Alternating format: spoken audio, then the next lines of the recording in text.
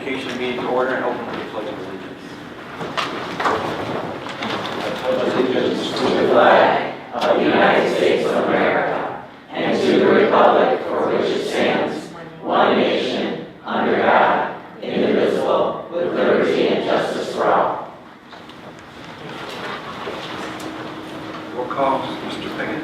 All members are present with the exception of Member Holmes. Next, we move to approval of agenda.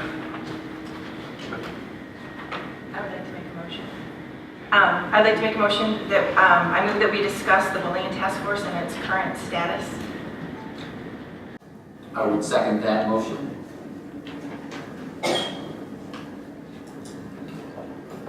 Any reason why we're adding this tonight? I think it's a very important topic for our community, and I know that there's been a meeting at least in between, and that I think hearing the status and letting us make comments would be very appropriate. As well. I also agree. I think that this is a very important topic to the community, and that we should actually have it on the agenda for every board meeting from here on in as we move forward with the task force, so we can get continuous updates of what is occurring. I have a dissenting opinion. I understand that the task force is doing some great work. We are so grateful for that. But when we have information items that are added to the agenda, it's so that our administrators can be prepared to come and to discuss and to answer any questions that we might have relative to that topic. I'm not sure that it needs to be at every board meeting, and since it's not on this agenda and an information item, nobody's prepared to come and give us that information, that it doesn't make sense to add it to the agenda at this time. I think that the superintendent's been very involved with the bullying task force. I have as well, and so is one other board member at least. And I think it's important that we do keep it on the agenda, so it is something that we are always talking about and constantly giving information on. I don't think anybody really wants anything fancy. I'd be willing to give an update as the information item on what's been happening with the bullying task force since our last meeting. I think the superintendent could pretty easily do so as well, just giving an overview of what's been occurring. That is actually the purpose of a board report, so I think that would be fantastic. Excuse me. Mr. Patricia wants to comment. And again, we get the agenda a week ahead of time. This could be added before a meeting to add things during the meeting and spend time on something like this. I am totally against. This is part of a show that I don't approve. Okay. Yeah, Donna? Well, I was just going to say board reports, I certainly do hope that it shows up in a board report since it's not on the agenda, but having the opportunity to ask questions, I think is a good thing. That's why I think it should be added as an information item. There seems to be a lot of discussion about what should go in the agenda, in the order of the agenda, and people have indicated to me that they like it in a particular order and they would like certain items added. And my opinion is the agenda should be studied as a whole. I know Mary gave us several examples of every community school district around us. So I'm kind of an evidence-based kind of guy. I figured I'd pull their agenda. And I think there's good things and bad things in their agenda. I think you need to look at it as a whole. We're the only district that does not have a consent agenda, which is typically routine matters that are all handled without any public input or board comment. So perhaps we should look at a consent agenda. And pulling the examples that you gave me, there were such things on that as minutes, retirements, staff appointments, finance reports, bid awards, purchases, leases, legal fees. This board allows board comment and public comment on all those. Another idea they had on there, they had timing on their agenda. Board reports, 1 to 5 minutes. Meeting minutes, reports, 5 to 20 minutes. I'm sure it's a guideline, but you know, it's something that we need to maybe look at as a whole. I disagree with adding to the agenda, and so all those in favor? Opposed? Motion fails 3-3. If I can step up also, I would like to make a motion. Can we add new business 9A4 that we are taking action on tonight. If we can move that to an information item as well as a new business action item, and therefore we can discuss the information first because we are voting on it tonight, and give the reasons for that, and then of course keep it on as an action item later on, but add it to the information items as well, so it can be discussed. Without being discussed as an action item. No, it's an action item, is it not? You want to discuss it? I would like it to be up in an information item. Normally, when we have action items, they're on as information items first. So you want to discuss it as an information item, Correct. and then you want to discuss it as a business? Well, it would be an action item, like we do every other thing we vote on. I mean, and again, correct me if I'm wrong, but don't we normally, when we have something that we're going to vote on, I mean, I look down here of consideration of certain purchases, the snowplow trucks and the computer equipment lease, at our last meeting, that was an information item, and tonight we're voting on it. Which, information item, and then we vote on it. I'm just saying that 9A4 has not been an information item. So I'm saying, asking to make a motion to make it an information item, but still leave it on as an action item. We could talk about it as both an information and an action item at the point that we get to it. Correct. I agree. Correct. My only thought was, I didn't know if I heard a second, just to clarify. I'm sorry. I would second that. Sorry, go ahead. In my only thought, and I agree with you, Ms. Sutherland, about we can discuss it when it comes to action item. My only thought was that it's could be somewhat of a touchy subject, and I think if we have the information item first, at that point when we go into audience comments on action items, so the audience has a chance to comment on something we're going to vote on, they will have heard the information ahead of time. They can't, they can see what it is if they have the agenda and they have the supporting information, but I don't know if everybody has the agenda, I don't know if everybody has the supporting information. So when they look down to 9A4, their time to comment on that has already passed. But if we have it as an information item first, then they can comment on it if they choose. I'm not saying to take it off as an action item, I'm saying leave it on just as you have it. But I'm also saying add that topic that we're voting on tonight as an information item, so when it does come to audience comments on action items, they have a chance to weigh in. And maybe nobody will, maybe they will, I don't know. You understand what the information is going to be. It's going to be the board directed the administration to put it on the agenda to remove it as surplus property.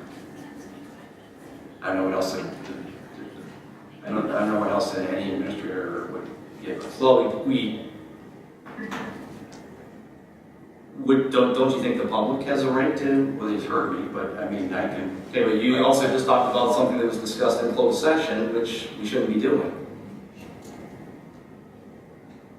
If I could add, And that's why I asked for, I'm sorry, that's why I asked for it to be on as an information item.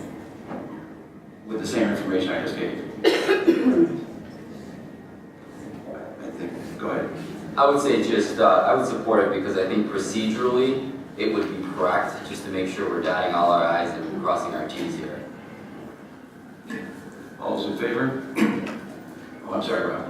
I just want, because I support Mr. Pickett's idea and the purpose of it, but he had an opportunity to have it changed on the agenda before our meeting, so because of that, I don't support it. All those in favor? Opposed? Motion fails 3-3.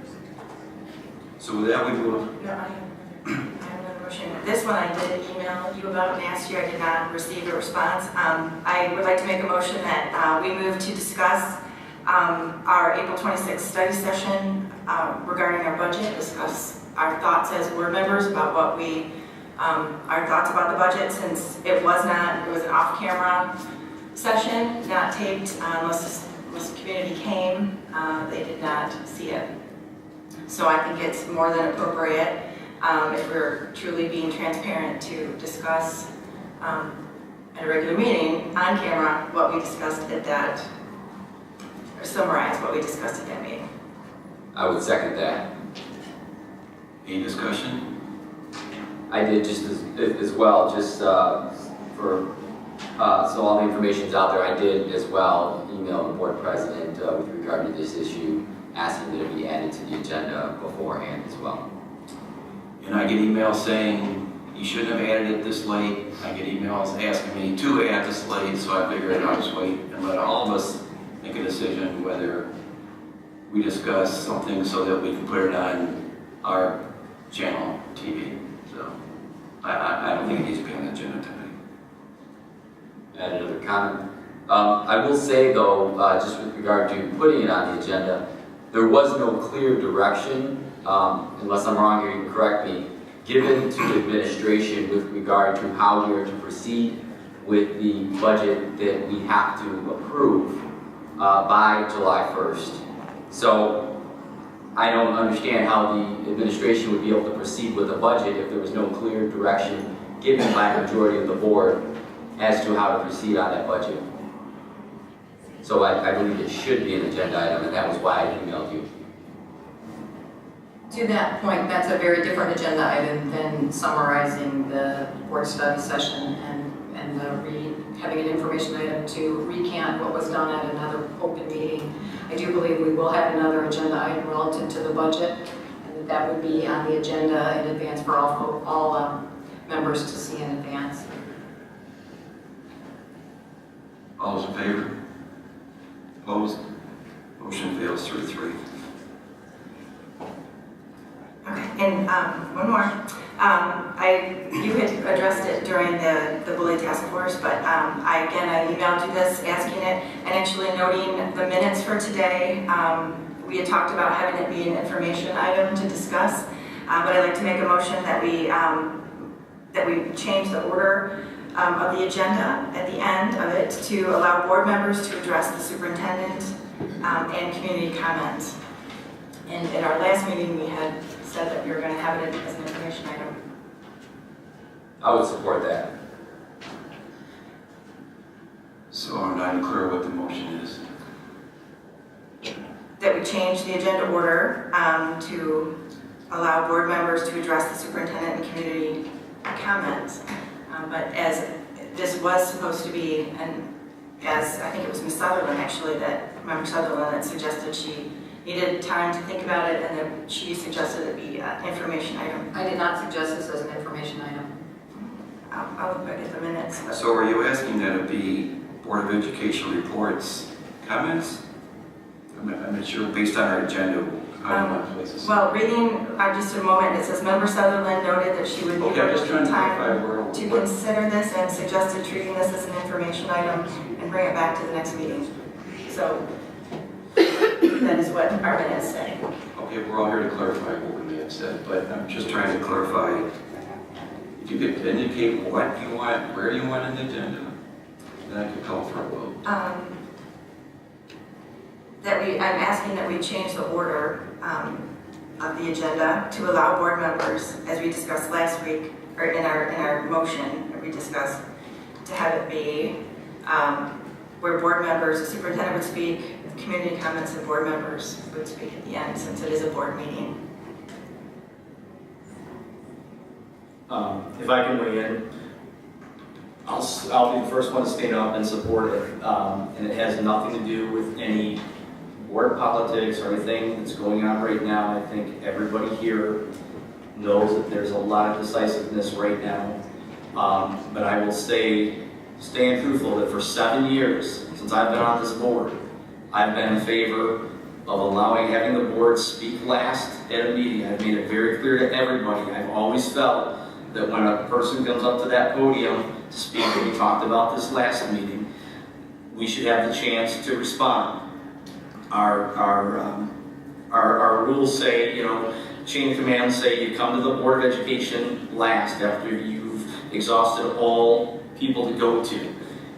And when they do come there, we just kind of give them a blank stare. And multiple times they've said, that's it. And I know we talked about this 2 weeks ago at our last meeting. And everybody made some good stupid comments up here. I mean, there were no bad comments. There were good reasons why and why not.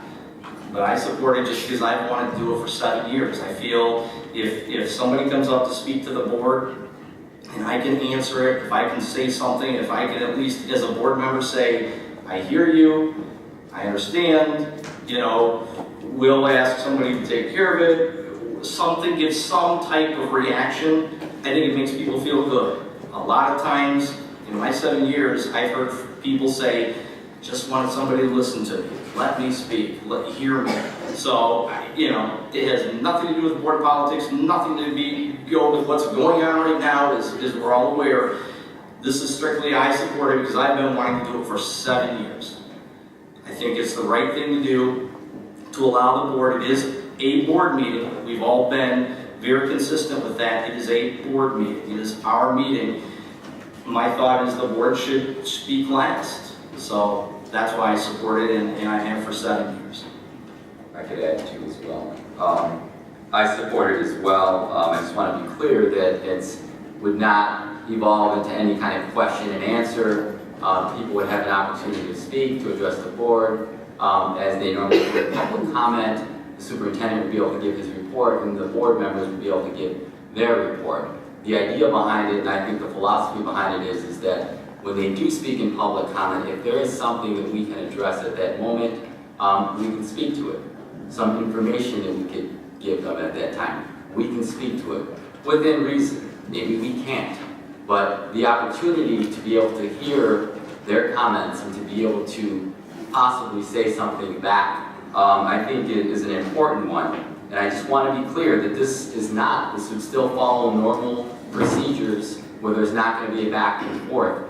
So I would support it. I oftentimes, as I've said before, have found myself trying to catch people when they leave here because they said something that I could address or that I could help them with, trying to grab one of my cards to find them and get it over to them real quick. So this would provide me that opportunity. To me, I just believe that it does make good common sense, and it would be a good opportunity for us to communicate better with our community. And I would also add, this would just be as to this board meeting. I say, why don't we just try it out for one board meeting? If it doesn't work, we could go back to the other way. Mary's motion that she put forth just speaks as to one board meeting. So if it doesn't work out and we try it again at the next board meeting, we just go back to the way it was. I say, prove me wrong. So I think the message is the board wants to speak last. Correct. So I put a note here, 8 o'clock, because I have to wait to change the tape at 8. So I have no problem with the board speaking when I think you're talking about after public comment. I hate to be the guy who gives the history lesson, but I'm going to stand on this issue. We spend a lot of time on the 5%, the negative. We have directed our superintendent and Dr. Wenderlich that you're going to end the meeting on a positive note, talking about the 95%, which is the good and the great stuff going on. Period. That's how we're going to end it. So I firmly believe that I don't have any problem with the board speaking after the public, but I'm going to stand my ground personally and direct the superintendent to say, I want to end the meeting on the 95%. So I'm willing to, if you're willing to amend it where we have public comments on non-action items, board reports, then superintendent reports, and then adjournment, you may get my support. But I need the motion amended. If I could just add one thing, I would say that, as board members, I always say, something positive in my board member reports. And I will add that the superintendent does not always speak end in a positive note, at least the last couple of board meetings that we have had. So I think that argument that you're making is flawed. But I have more control over making sure that he ends on a positive note going forward than. But if you, fine, we'll just stay with the agenda the way it is. So It's a good compromise, why not? Why don't we try it? Yeah, I could go compromise. I'm in motion. So what the compromise is to make it be where, let's see, how does it? I think to where we would speak after the public, but Okay, the so public. superintendent. Amend the motion to have number, well, 10A and B, item 10 to be flip-flopped with item 11. Perfect. So item 10 would become item 11, and item 11 will become item 10. And that is a motion, correct? And we need a revised motion, I believe. And this is with the superintendent's, Number 12 is superintendent's report, number 13 is adjournment. but this is with the superintendent's positive, ending on your 95% positive note. Unless the superintendent has to defend accusations that are made during board reports.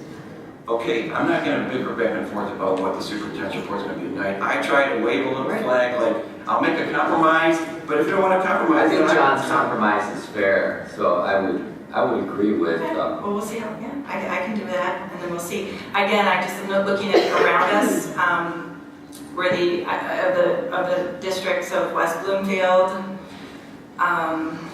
Clarkston, Walled Lake, and Huron Valley, and I didn't do more than that, I just did 4. It's always public, superintendent, administration, and board. I looked at the same ones. They have the public speak once, we have them speak twice. They do a consent agenda, which takes out half the things we've talked about into But 5-minute I'm vote. just speaking about They this. put timing gaps. So if you want to copy what our peers do, then present the whole document. Don't just cherry pick the best parts. All right, I'm going to jump in and say, why don't we amend the motion and let's do both. John would like the superintendent to end. At least my biggest thing is I want to be able to address any public comments. He offered that. We'll do another motion and let's move forward. It's not worth a deal back and forth. Okay, I'll amend it to say that. Switch items to I second that. So the agenda as proposed will be number 9, new business A and B. Then it'll be number 10, audience comments on non-action items. Then it'll be 11, discussion items A and B, 12, superintendent's report, and 13, adjournment. Is that? Okay. Keep me alive when I skip it. All those in favor? Opposed? Motion passes 4-1.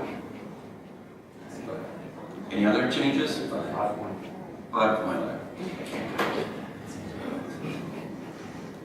Dr. Wonderlich. Thank you. We run down to a different spot.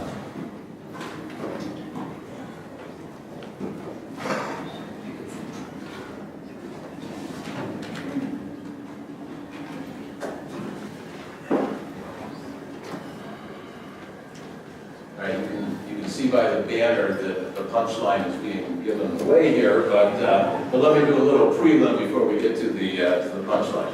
I want to congratulate not just this Destination Imagination team, but also 5 teams that we had in Waterford who were part of the amazing experiences of STEM creativity, STEM of course being science, technology, engineering, mathematics, competing against 230 other teams across the state. We had 3 teams from Herring High School, 1 team from Houghton, and 1 team from Pierce. And today we have a special congratulations for the Pierce Middle School team, who is going on to, put up in the air now, global finals.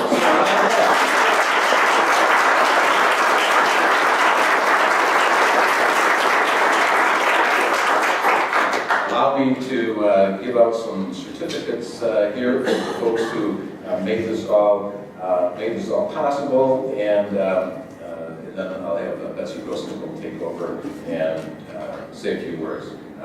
Michaela Stern.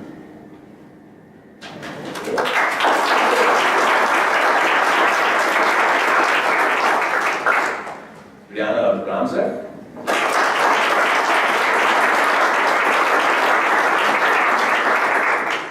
Kristen Pulaski.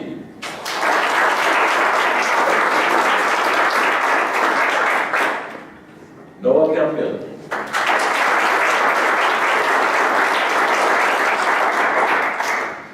And team manager, Jeremy Kempkin.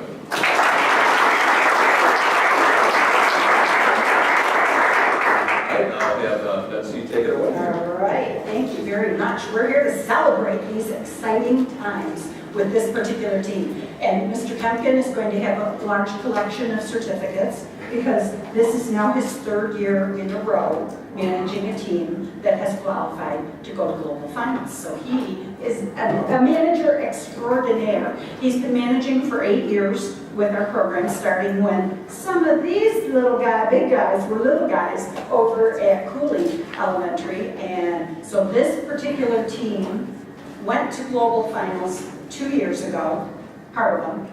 They rearranged a little bit, have a couple new members, and they're back going to global finals again this year. Last year, their alternate year, the high school team that Mr. Kempkin manages went to global finals. So I said, well, you're going to do an every other year thing to keep the family all happy. That's true. This year, this team in particular came in the top 3. And in Michigan, we're allowed to send the top 3 teams in every challenge, every division. The high school team, Jeremy managed, actually did 2 challenges. They were eligible to be entered into a lottery.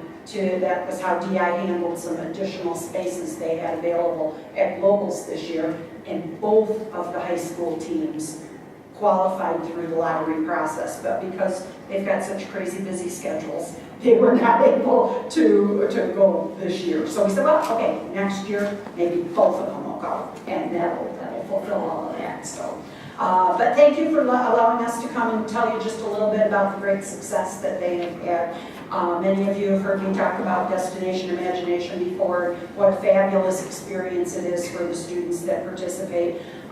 DI has 6 different challenges, all STEM-based challenges. This year, we had teams that participated in every one of the 6 different challenges, actually 7, because we have a challenge, what we call our Rising Stars category, kindergarten through 2nd grade, and we had 2 Rising Star teams this year as well. So our teams started working way back, some of them as long ago as September, and they chose which challenge they wanted to work on. So it might have been technical, where this year they had to build a device that would go through a maze, but they didn't know what the maze was going to look like until they got to the tournament.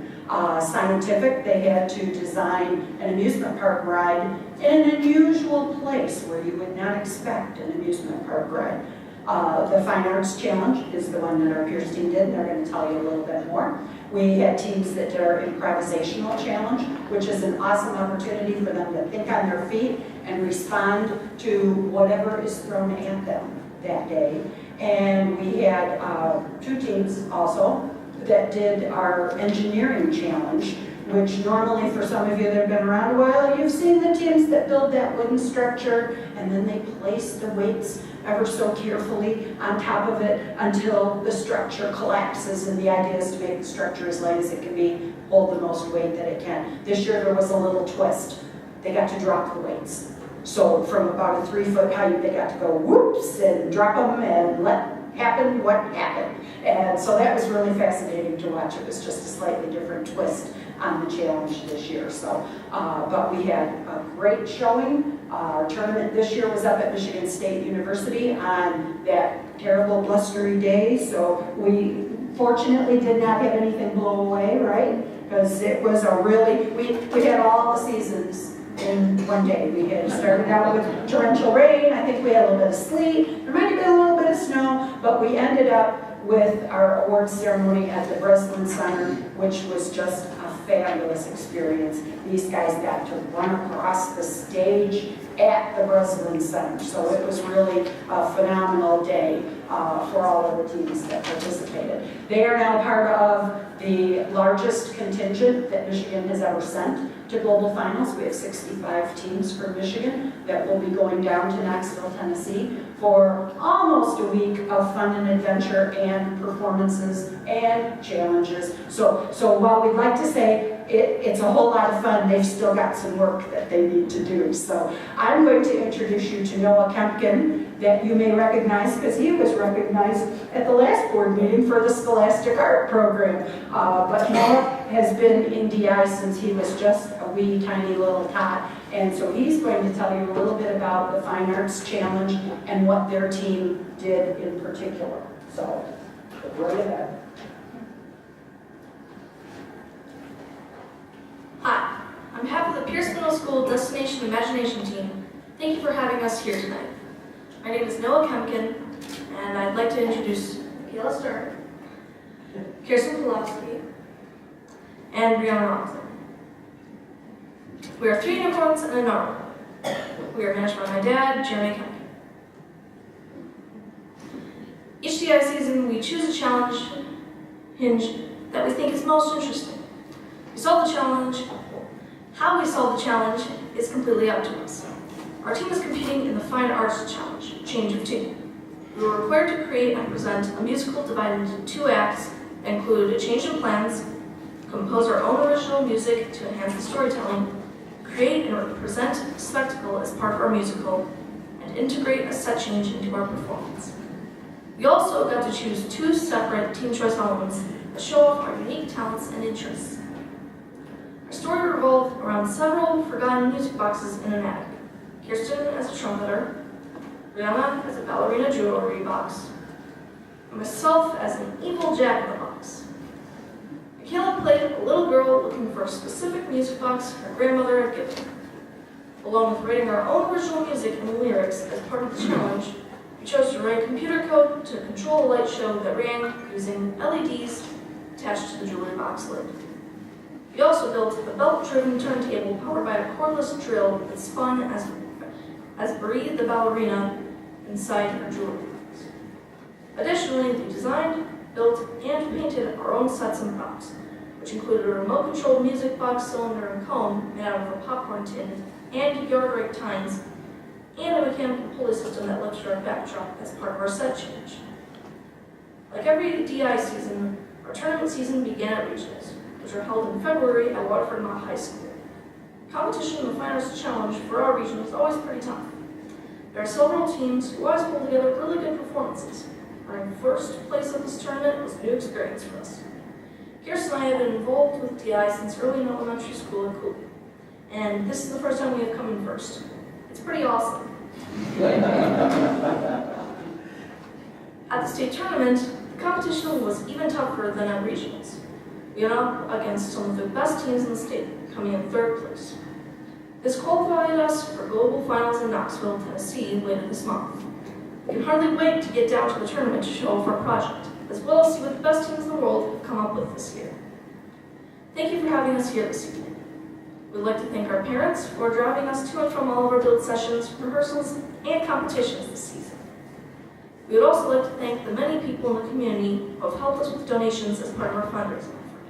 Whether it was a direct donation, part of our bottle drive, through our GoFundMe campaign, or all the people who stopped by the Culver's fundraiser earlier this week, we are incredibly grateful for the support shown by our schools and community.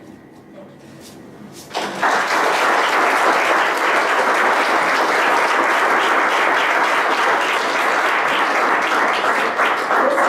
A leader, right?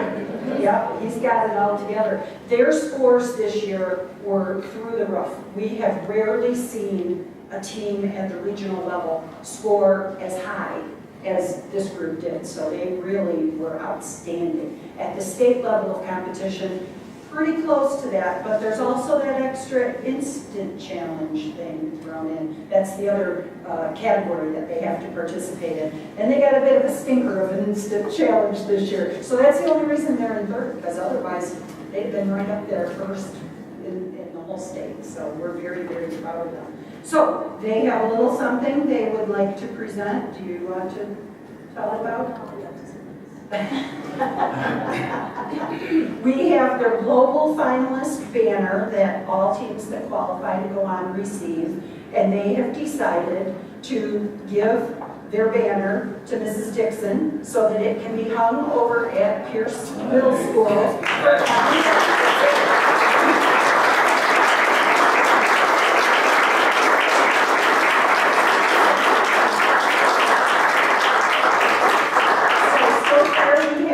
Display over at Kettering, and we have one on display over at Mott. So now we're working our way through the middle school. So anything else? Yeah. Questions? You have questions, comments?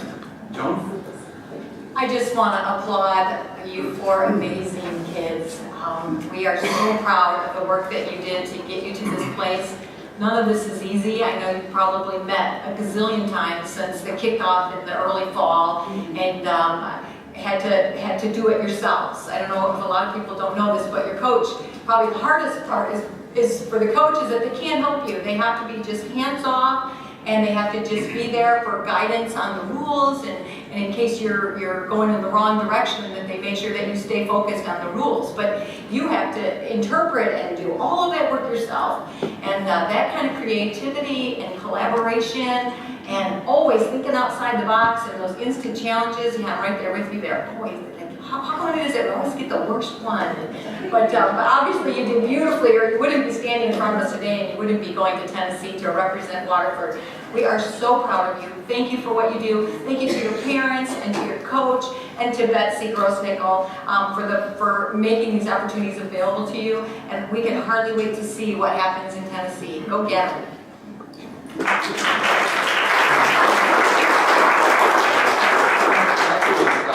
Just want to tell you how proud we are of you, to be able to, think outside the box, to be quick on your feet, you guys are talking about. You just saw us up here right now, we weren't agreeing on something, but we kind of talked it out. We had a good debate, and we came to a compromise on it. And I think that's some of the things that you're learning in life and that you're learning, through what you're doing.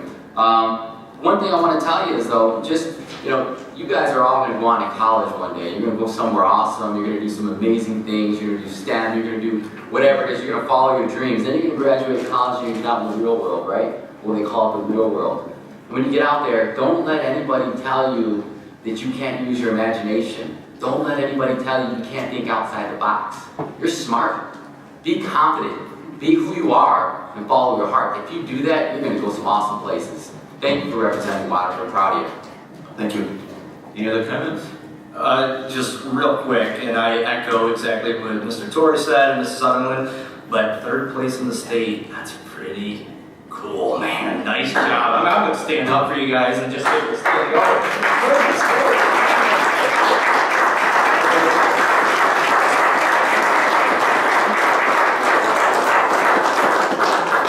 Well, and as you heard them say, even though they did the Fine Arts Challenge, there was an awful lot of other stuff that went into all of that, because every challenge has components of every other challenge. So we like to say actually that Destination Imagination is a STEAM-based program, because we include the arts as well. So it really affords the students an opportunity to become exceptionally well-rounded as they move through the program. So then Waterford has a very long, storied history with participating in creative problem solving, and we've been with Destination Imagination since its inception. So we're one of the originals that always stuck with the program all the way through. So we thank you for your continued support with keeping all of these guys busy. Any other comments? So I just want to tell you how I appreciate being on the board longer than maybe others, but because we get to see you guys come through, not just the Destination Imagination, but other school items in elementary school. And we see the same faces in middle school, we see the same faces in high school, and we start seeing you as an adult. And so it's really nice. It's not always the same topic, it's not always the same part of school, it's not even necessarily a school event. And so we really appreciate that. And I noticed there's other green shirts in the audience, so if your parents and friends and sponsors and volunteers could stand so we'd give you a hand, because I know you did a lot of driving.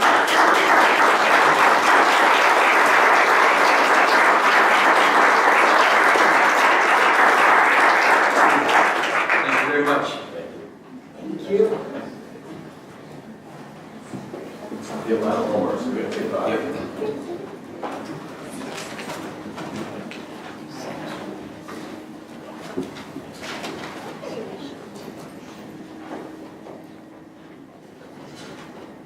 Next, we move to information items.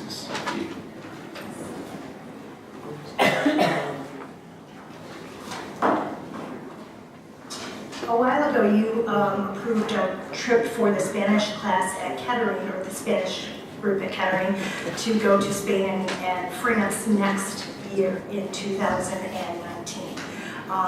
As you know, it takes a lot of planning and preparation to arrange for one of those trips. A lot of fundraising goes into it. Based on some personal issues with the teacher of that program, she was unable to start that fundraising process and is asking that we allow her to move the trip back by a year with the new dates given to you. Same agenda, same itinerary, just simply a pushback of a year so she has time to prepare and fundraise for it. Thank you. Any questions? Thank you.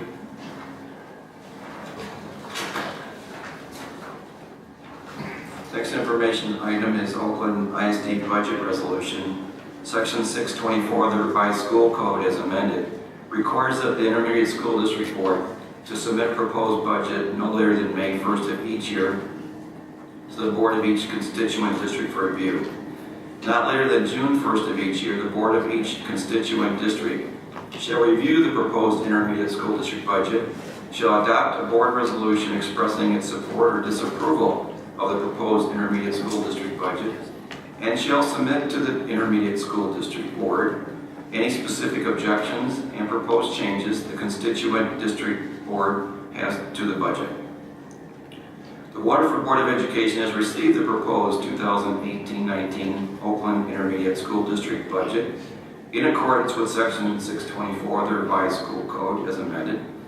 The Oakland Schools Board of Education held a designates meeting on April 24th. This meeting provided local board designates and district administration an opportunity to review the budget further prior to taking action on a resolution.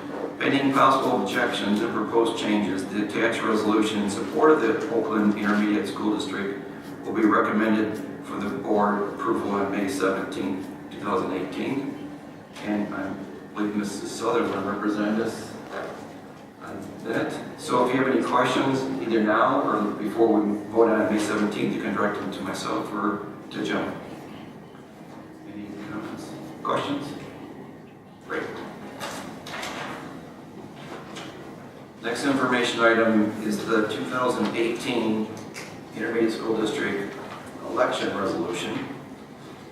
An election for 2 6-year terms on the Oakland School Board of Education will be held on Monday, June 4th, 2018.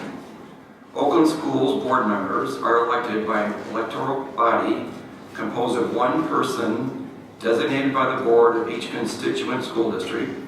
The revised school code prescribes that each constituent school district board must designate a representative to this electoral body by adopting a resolution which designates the person to vote in the election on behalf of the local district board, directs the designee which candidate the board supports for each position to be filled, and directs the designee to vote for those individuals, at least on the first ballot taken by the electoral body. To comply with the timeline, the attached resolution is presented as information. However, a list of qualified candidates will not be provided to the board from the Oakland County Clerk's Office until May 7th. This information will be forwarded to members of the board as soon as it is received. A recommendation to approve the resolution will be presented on May 17th. Any questions on Oakland Schools election resolution?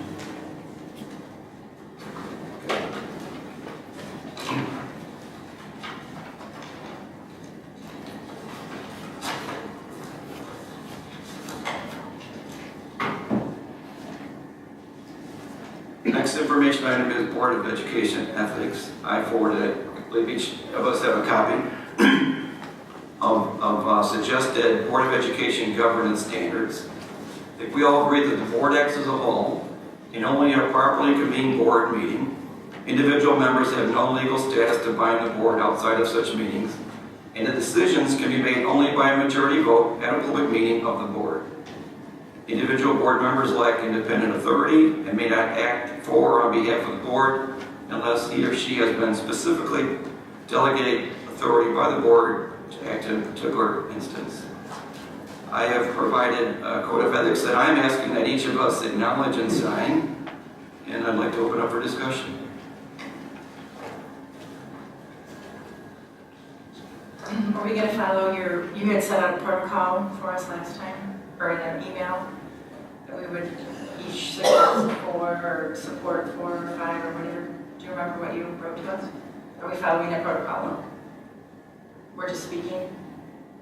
Okay, because you had before, I think, suggested I that. tried doing a study session, we could move around, talk, intermingle, but there was not enough interest on the board to do it as a study session. So I'm just, you have in front of you, if there's something on there that you don't like, then I guess, let's talk. That's all. I'll start. I think I said at the last meeting when we had talked about this a few weeks ago when we were here, there's not much bad in here, if any. These are ethics that, I think we all should strive to follow as board members, as people elected by the community. And like I said, I think everybody involved with the district should, from the board to the superintendent to administration to staff, parents, kids, everybody. I think I said it too a few weeks ago that when my daughter was in Beaumont, they were the first Covey school in Waterford, and they had the 7 habits, and I look back at that and I think everybody should be following that, win-win and think with the end in mind, and that's all good stuff. I think this is all good stuff as well, that we should. I was kind of, one thing I wasn't sure of, and I think like you said, let's talk about them if there's an item, bring it up, was number 12. And I guess I'm not real sure. I would refuse to participate in irregular meetings which are not official and which all members do not have the opportunity to attend. I guess I would want a definition of what's an irregular meeting and are not official. So I just want to make sure if I decided to meet with somebody from a school who wanted to tell me something, or a parent, is that considered an irregular meeting? It's not official, that not all members don't have the opportunity to attend, because I would not support something like that. If somebody wants to meet with me as a board member, I want to be at that meeting, and I want to meet with them. So that would be one of the items that I would not support. Now again, you might have a different opinion of what it means compared to what I'm thinking I'm reading, so I'll give you that opportunity. But I just think that, if, again, I will refuse to participate in irregular meetings which are not official, in which all members do not have the opportunity to attend, I think that's a scary one, because it's basically saying nobody meet with anybody and talk about anything. But I guess we clarify that.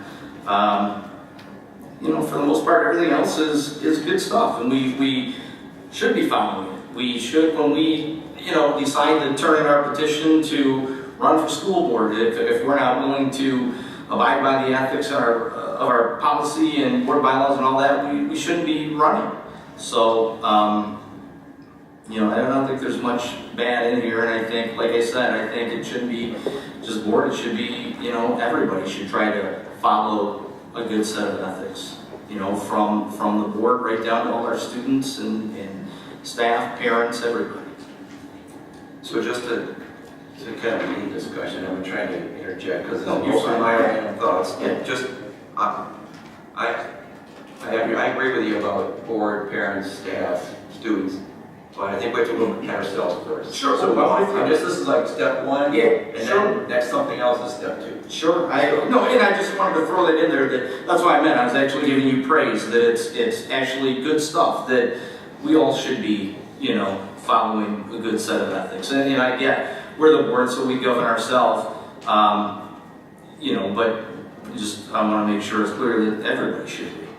Number 12 might have been a late night frustration. Yeah. I get a board member, I'm like, hey, there was a meeting, and so-and-so and so-and was there from the board, and you weren't there, and I'm like, I didn't know what that was about. So that was kind of a random thought. Yeah. I agree what you're saying. Yeah, I'm not trying to interfere. No. You're absolutely poorly worded. Yeah, it's a good, we're talking, conversing, so that's good. Yeah, I agree with number 12 as well. I'm afraid of the way that would be interpreted, because there are instances where we do meet with a parent or a teacher or something to that extent, and somebody asks us, a member of the community. I can think of one instance in particular where I was asked to meet with somebody because of a language barrier, because I'm bilingual, so I was able to help out with the situation. I was asked by administration to do So I don't like the way that number 12 is put, so I would ask that we remove that or change the language on it. I'd accept any language you propose. Okay. I'm just, Yeah, and we can work on that, I think. I'm not married to this, Mhm. so if you've got something that, I think we all agree with what you're Right. saying. I just- Okay. And I think, so I think that would be one, and we have time still to work on this. And I think, the idea behind it, the spirit behind it is a good one, because I would love if, just that for us to have clear frame of ethics here that we're following, and then we kind of have a blueprint that we can all look to as a board. But there are a couple of other suggestions that I have. I'll just highlight them real quick. And in the interim, I can send those to you in an email so that we can figure out if how we can put those in, or if anybody has any information that they want to state to it. But one, I pulled some information from the Michigan Association of School Boards website and did speak with some friends in other districts as well. But one of the things I looked at the role and responsibilities as school board members. There's one in here that I would like to include. It speaks to communication with various constituencies. The board is responsible to maintain an ongoing communication with school staff, students, members of the community. So that's something that I'd like to add. And like I said, you don't have to write these down. I can send these along. There's another thing that I would be interested in adding to this that speaks to the essential attributes of an effective school board member for the Michigan Association of School Boards, indicating honor divergent opinions without being intimidated by them. So you are obligated to express your honest opinions on issues, and so are each of the other board members.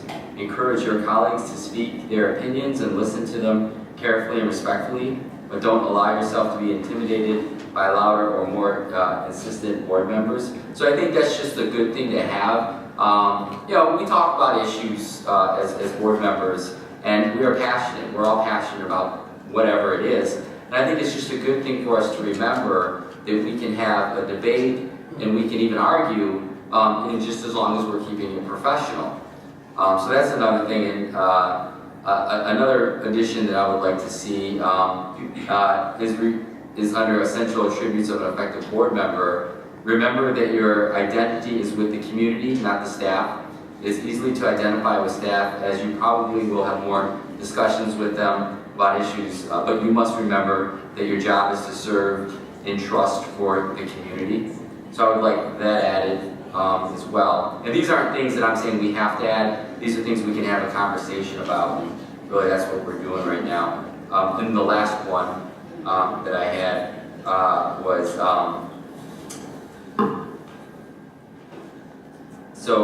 speaking to advocacy. So board advocates for children and families to establish strong relationships with parents and other mentors to help support students.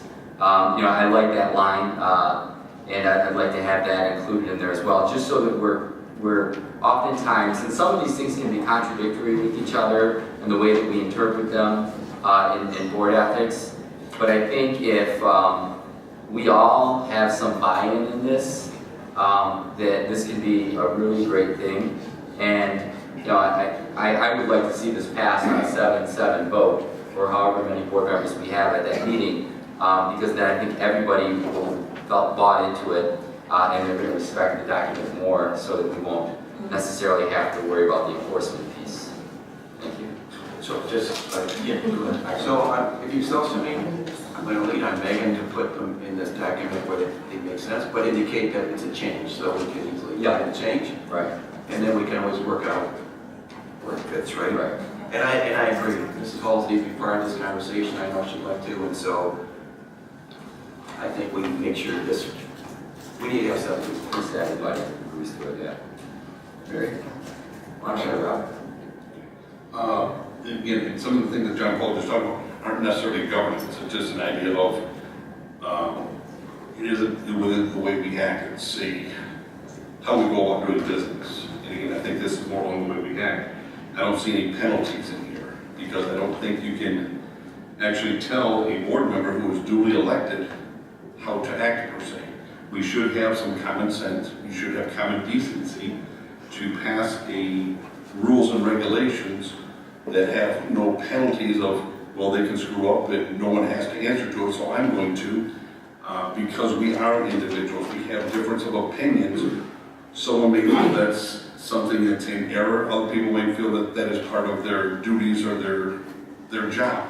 So the interpretation, as John Paul was just saying, leaves it out there. To have a written document that is signed, but there's no penalty, to add in there that we're, advocating for the parents and the students. I'm advocating for all of Waterford schools, for people that don't have students, that have homes, and are concerned about those. You can't add all this into it, all of a sudden we have a new whole policy. Again, I like this simple, no surprises, be decent, don't lie. I think that we all have that. There's a difference of opinion on what maybe is the truth or isn't. I'm not as concerned with that because, again, we have no way of policing ourselves. There are no rules or regulations. You can't sanction someone for being a knucklehead. We are duly elected by the people. And I feel that this makes sense. I like seeing all the different things. But again, I think John might put in there, I didn't see that last one because it's on the back page, the bullying part where we had a couple of board members go to it, and it kind of got out of hand. And it was run by some people on Facebook that were concerned, people that weren't even part of our community or even our state. These things concern me also, but again, how do you regulate that? They are duly elected and they feel they have a right to seek out their constituents' ideas and opinions. Whether I agree or disagree with these people, I feel may be one-sided. You're in one part of an argument, and I don't know how you get through that, other than leaving it to our administrators to work through. So again, I'm all for getting along, but I don't like having to sign a document to do it, especially when there's no penalties of saying, well, what difference does it make if I don't follow this? And I'm embarrassed by talking about this whole event. Thanks. So just to know what my thought was when I was putting this together, I pulled a lot of different examples of this. They range from 4 lines to 40 lines. As board president, I get requests like, hey, you need to address this with the other board member. I'm only an individual board member. I have no role as a president to punish, police, whatever. My goal is that if we adopt this as a whole, and there's a board member who doesn't follow the code ethics that we as a board as a whole believe, then at least we can verbally sanction them that, hey, listen, what do we agree to as a whole? Because that's really how we operate as a whole. Just where my thoughts were going. Mary? Okay. I think this is wonderful. I talked about us talking about our ethics, our board philosophy, and the board powers before, so I'm glad that we're doing this. Looking at your proposal, there's as Bob said, there's nothing wrong with any of these. There's a couple of words that we can discuss in a moment, but the way my brain thinks, I knew we already had an ethics policy, so I wanted to know what the differences were and why this one was better, why the old one needed to be replaced. Could we just dust off the old one and bring it up, or did we need to completely replace it? So I passed out to you all I screenshotted the ethics that we have now, and it's 2 pages long, A through K. And back when this was adopted, it was from the National School Board Association. And so I went through each one just to see, okay, is A represented in what you presented here? And most of them are, except there are 4 that I think are missing, not fully missing, but elements of it. So letter B, recognize that they should endeavor to make policy decisions only after full discussion at publicly held board meetings. I think when this was made, I'm sure publicly held means having the public hear, having everyone be able to hear it. So I'd like to make sure that that's there. And again, I can do what John Paul did, circle, given to Megan, the ones that we currently have. Today, I'm gonna organize them and sit it on back, so. Okay. And letter D is not in the current, is in the new proposed one. And letter D says, encourage the free expression of opinion by all board members and seek systematic communications between board, students, staff, and all elements of the community. I think that's a real important one. I think there's been a lot of words or opinions about how different board members shouldn't meet with community members. There's been things in the past, and concerns about meeting with staff, or concerns of staff meeting with board members, concerns of staff even being talked to about meeting with board members. So this has been in our ethics as being completely acceptable. And I think it should remain because it isn't in the new one. And letter F is missing as well, or at least some of the wording maybe. Again, this is a lot to take in, and it's a lot to stare at. So but it said, F says, communicate to other board members and the superintendent expressions of public reaction to board policies and school programs. I think sometimes I believe that sometimes when that is done, I've been told when I've done that I'm micromanaging or I'm trying to get into the day-to-day. And I think it's communicating what we're hearing in the public. We've had recent instances on Facebook from a couple issues. So doing that, I think, should be done on camera. I think there's which we'll talk about in a moment here too when I talk about our philosophy about just how we should all, I believe this should all happen transparently. We should all talk about it. I'm never going to say anything on here that I'm not going to say. If I say it to someone off camera, I'm going to say it here. And I always say we need to say that on camera because we are elected. Our opinions and what we think and how we get to decisions should be very transparent. So I think that's a huge piece. So letter F is missing. And then letter H is missing as well. Support the employment of those persons best qualified to serve as school staff and insist on regular and impartial evaluation of all staff. So I know that's just not on here, whether that is one that, I don't know how super important that is, but it probably is if it was on the original ethics document and it just didn't show up in the second one. And I know there's millions of these documents out there, but I thought, you know what, this was ours before and it's been ours for a very long time. And so unless we can give reasons for dropping things, I can see adding to it, but not necessarily dropping things. So I'll hand that to you when I'm done. And then also number 6, I think we need to discuss, it says, this is on the one you proposed, I will not surprise fellow board members at public meetings. I guess defining surprise is, I'm sure that's not what we want to do, but like how last time you added this ethics at the last minute to the agenda, technically that was a surprise, but it's a good thing that you added it, so I think that can be interpreted. I could respond to that one. Sure. Surprised when you say you wanted to have something on the agenda, and I say, is there something I can share with the board before we show up to the meeting? And you said no, and everybody gets it, 6 o'clock. That's a surprise.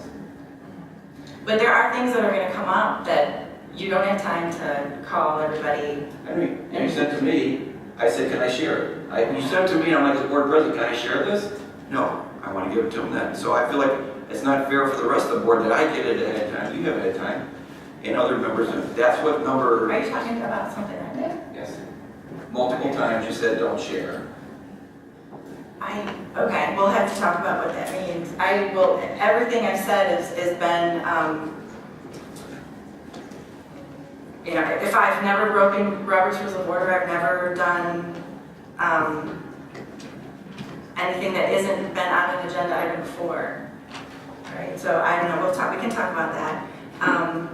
But I just think that word surprise, I don't know, I think that can be interpreted and pretty loosely. No different than irregular meetings. I don't know. How do you define what that means? If someone doesn't know about it, it's a surprise.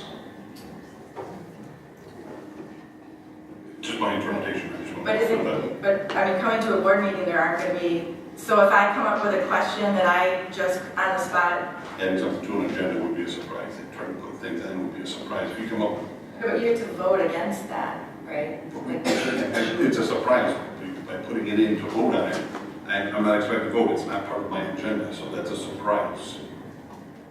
Okay. If you have. And this document is not intended that the two of you don't agree. Right. This document is intended that the board feels they're surprised, and so there's a document that says we all agree when surprised.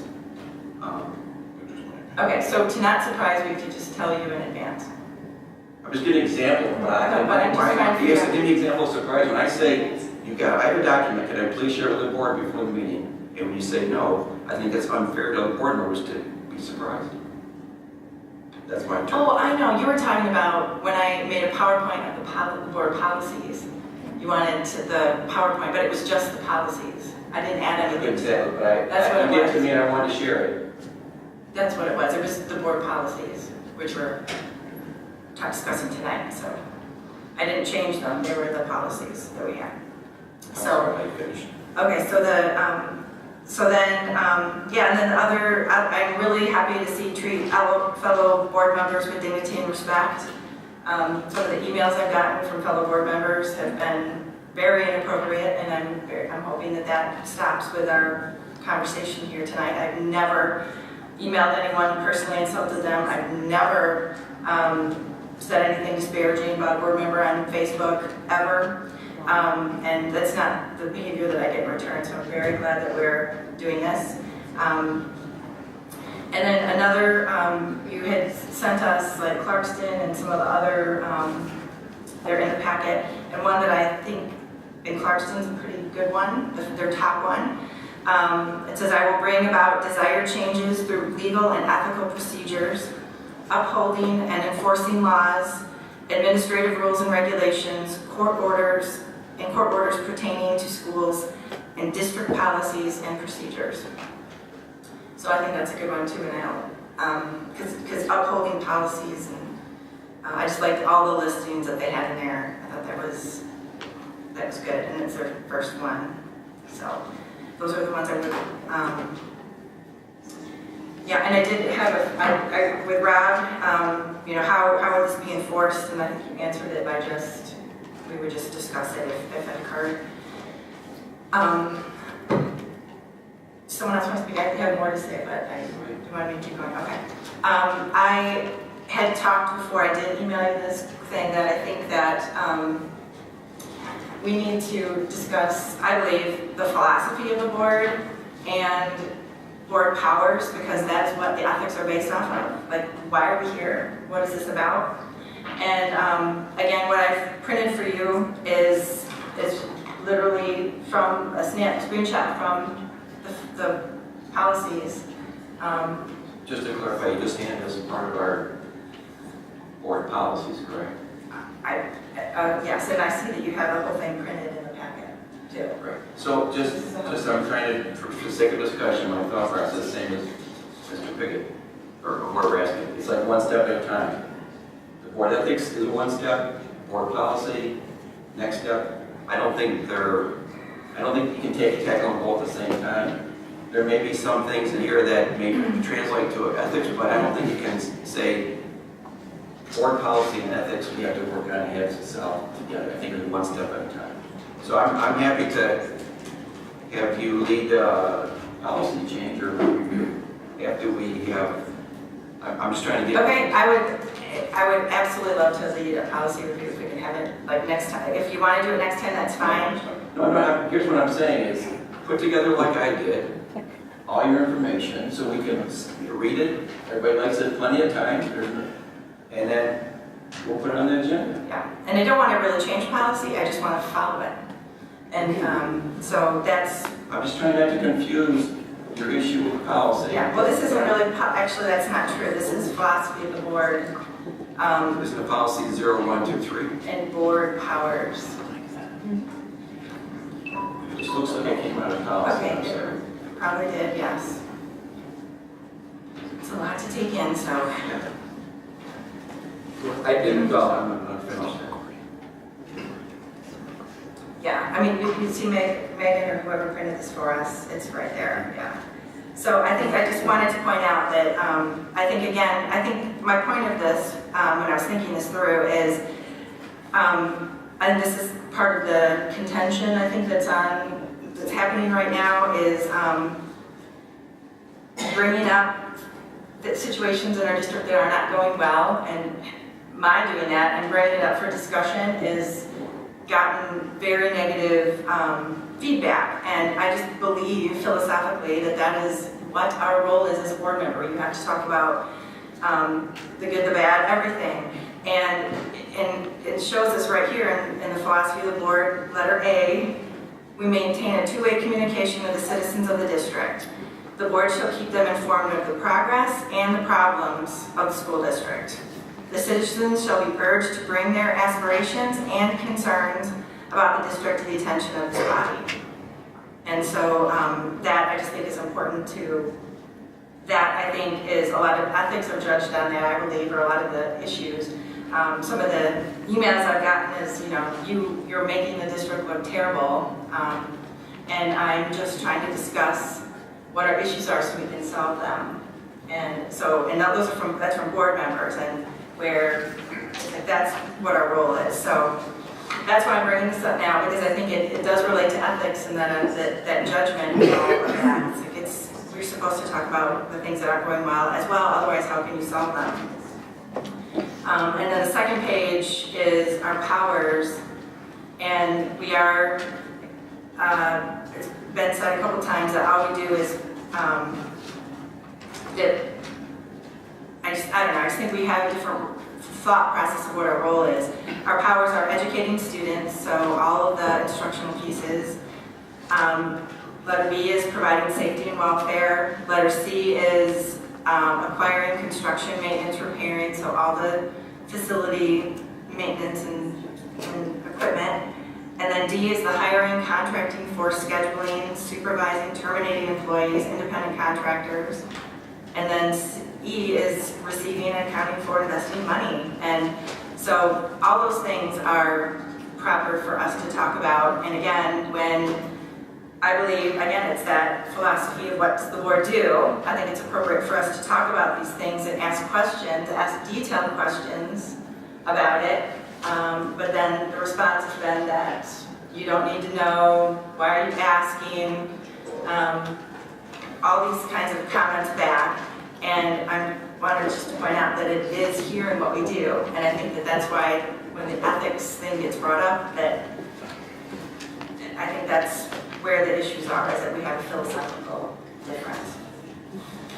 I agree with you. Awesome. I think the Lions are going to win the Super Bowl. I think there's a different interpretation of board policy on what the superintendent does, what staff does, what the board does. That I think we need to clarify as a whole. Don't think we could go there without doing this first. That's my goal, was to do this first. Then, as a board as a whole, we impact and take the whole document, not just the page I copied out and the page you copied, take the whole document. Right. And that's why I think the ethics that were not included in this document are important, because that's the one that talks about the two-way communication, the free expression of all board members, I and had a goal to keep it under 10 items. I had 12. So it was really, I could have done 24. I could do 30. One district has 4. So please don't read too much in that I didn't take our current documents. No, I don't feel that. And the other point I want to make is, please read all these, because they all start with I will behave, I will prepare. It makes my responsibility of what I will do as a board member, and then we respond as a whole.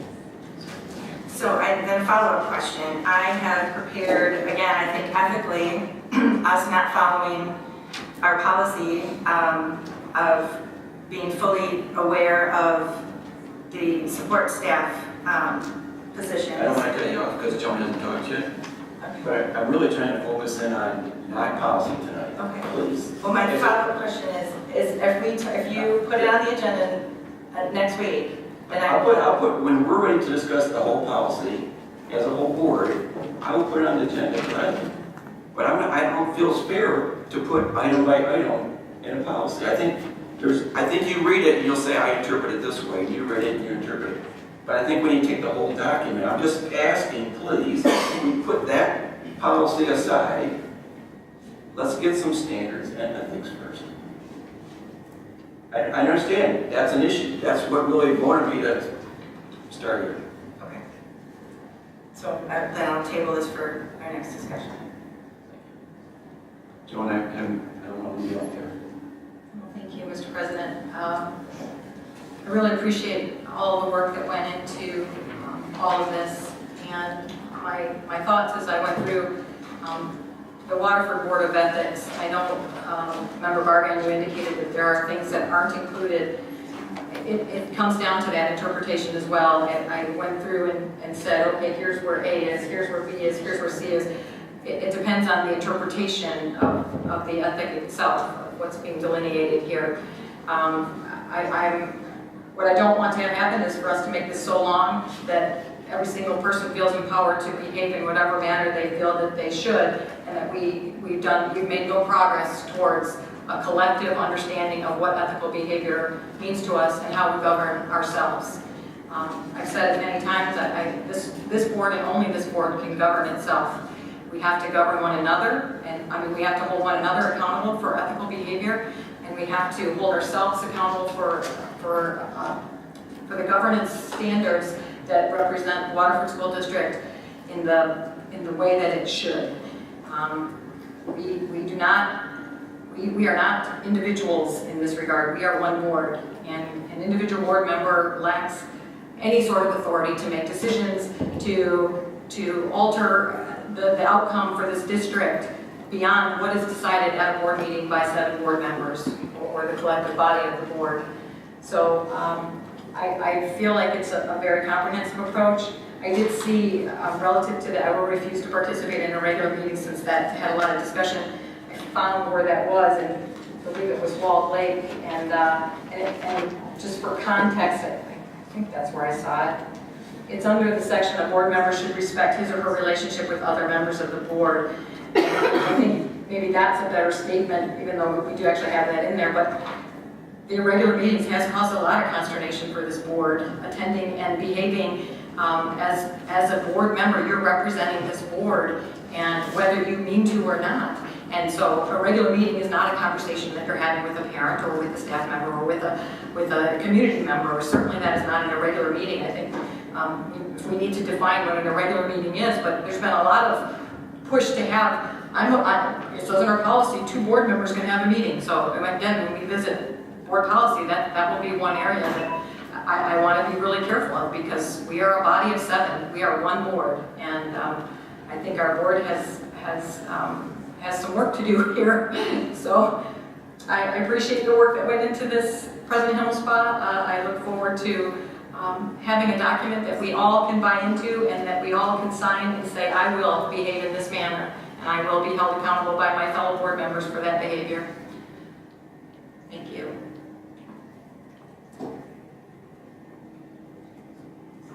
Just one. So I like the idea of the resolution at the end here.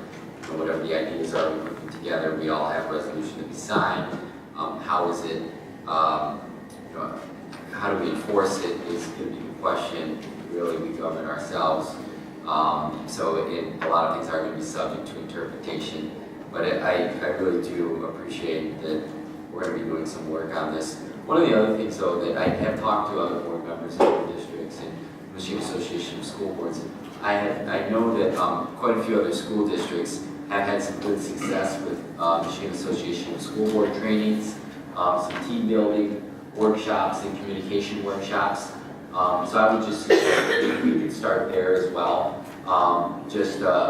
Probably isn't, I know it isn't something that we've done collectively as a 7-member board since we've had, at least myself and Ms. Bargan have been elected in the past 3-4 years. So that might be something that could be helpful. I heard some success stories from other districts where they said that it actually made a huge difference.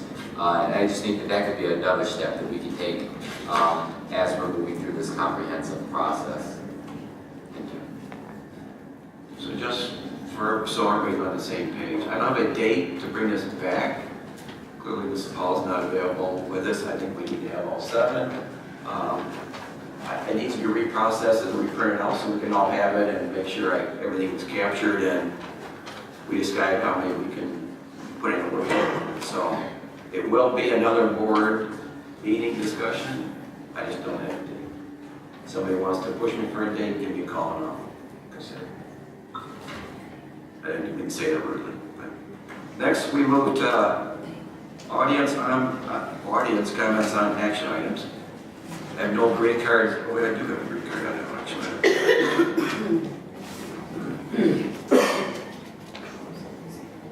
Anthony Bartolone. I should be, if I can say the most, I should be able to say his name. Right. That microphone, please. All right, this thing. We want to get you on TV. So Rusty is sitting down. Come on. Good evening, I will school board. You can tell us my first school board meeting here, but I don't know where to go. I'm here to just ask you guys not to remove parcel number 5 from the real estate market. The 84 acres, as you guys all know, I'm on the Waterford Township Board, and I'm also on the Planning Commission, and there's been a lot of communication to me about that property. They're not, the developers I've been talking to don't like the price that's going, the asking price for it, and I conveyed the price that they wanted to offer for it, and basically was told that there's no way the school board would look at it. My issue, I just think that it's a mistake to take it off the real estate market right now. It's not costing the school board nothing, and there is some conversation going on within the township with developers interested in developing that property. I think it would be a big, big mistake to take it off the real estate market. I mean, really, what do you have to lose by keeping it on? If you take it off, you're really not going to get no offers on it. You know, as a township board member, I'd love to see that place developed. I'd like to see some more property tax. You have to look at the offers that are coming in. You will get more, get 100, 135 new homes in there. You're going to get some young families coming in there with kids, and you're going to be getting some more tax revenue for students, and the township will get some property tax. So I think it's a win-win situation to keep it on the market and to consider all offers. You know, I believe the market value is 1.2 is what the asking price is. Personally, I don't know if it's too high, too low, or whatever. That's a decision this board's going to have to make on it, but I'm just asking you to consider to keep this thing on the market, not take it off, because there's just too much vacant surplus property that really could be developed. Like you had a really good point. Another piece of property over that Old Donaldson School on Huron Street there. There was an offer made for the veterans housing there, and that was turned down. You guys didn't accept the offer on it. As a township board, we've been selling all of our surplus property. You know, one thing for the liabilities, the maintenance, upkeep, and everything. We really have no use for half the property, so we're putting it back into our general fund. I just think it's a real big mistake to take it off the market. As a board member, citizen of Waterford, I'm asking you guys to please keep it on the market and just keep an open mind when a developer comes in front of you with an offer. And this has been a very interesting meeting. It's funny sitting down there, but you know, good luck to all you guys. And you guys do a great, great job. And I just want to say one other thing before I leave. When I see these kids over here, my God, you know, after all this, I went through a terrible night last night at the town hall meeting, but seeing these kids here just really makes me appreciate, you know, what we have in this township. You know, and I went to the Waterford Youth Recognition last Wednesday night, 81 kids that got recognized. My God, I don't see it. I don't see the good things for the kids. I see a lot of people coming up complaining as a township board member. Barely do I ever get a pat on the back, but I would take the job for, you know, for praise rank. I took it because I believe in this township and I want to see this township succeed. So, you know, thank you for what you guys do, and you guys got a tough job. You got a real tough job, but you're doing a good job. So please don't take this off the market. Please don't. Thank you. Thank you. The board will discuss that when we get to that agenda item. Next we move, oh, I'm sorry, is there anyone else like to address the board on any action item? No. With that, we move to approve the minutes. It is recommended that the Board of Education approve the minutes of the April 19th, 2018 regular meeting and closed session, as well as the April 26th, 2018 study session. I so move. Support. It's been moved and supported. Any comments or questions? All those in favor? Motion passes 6-0.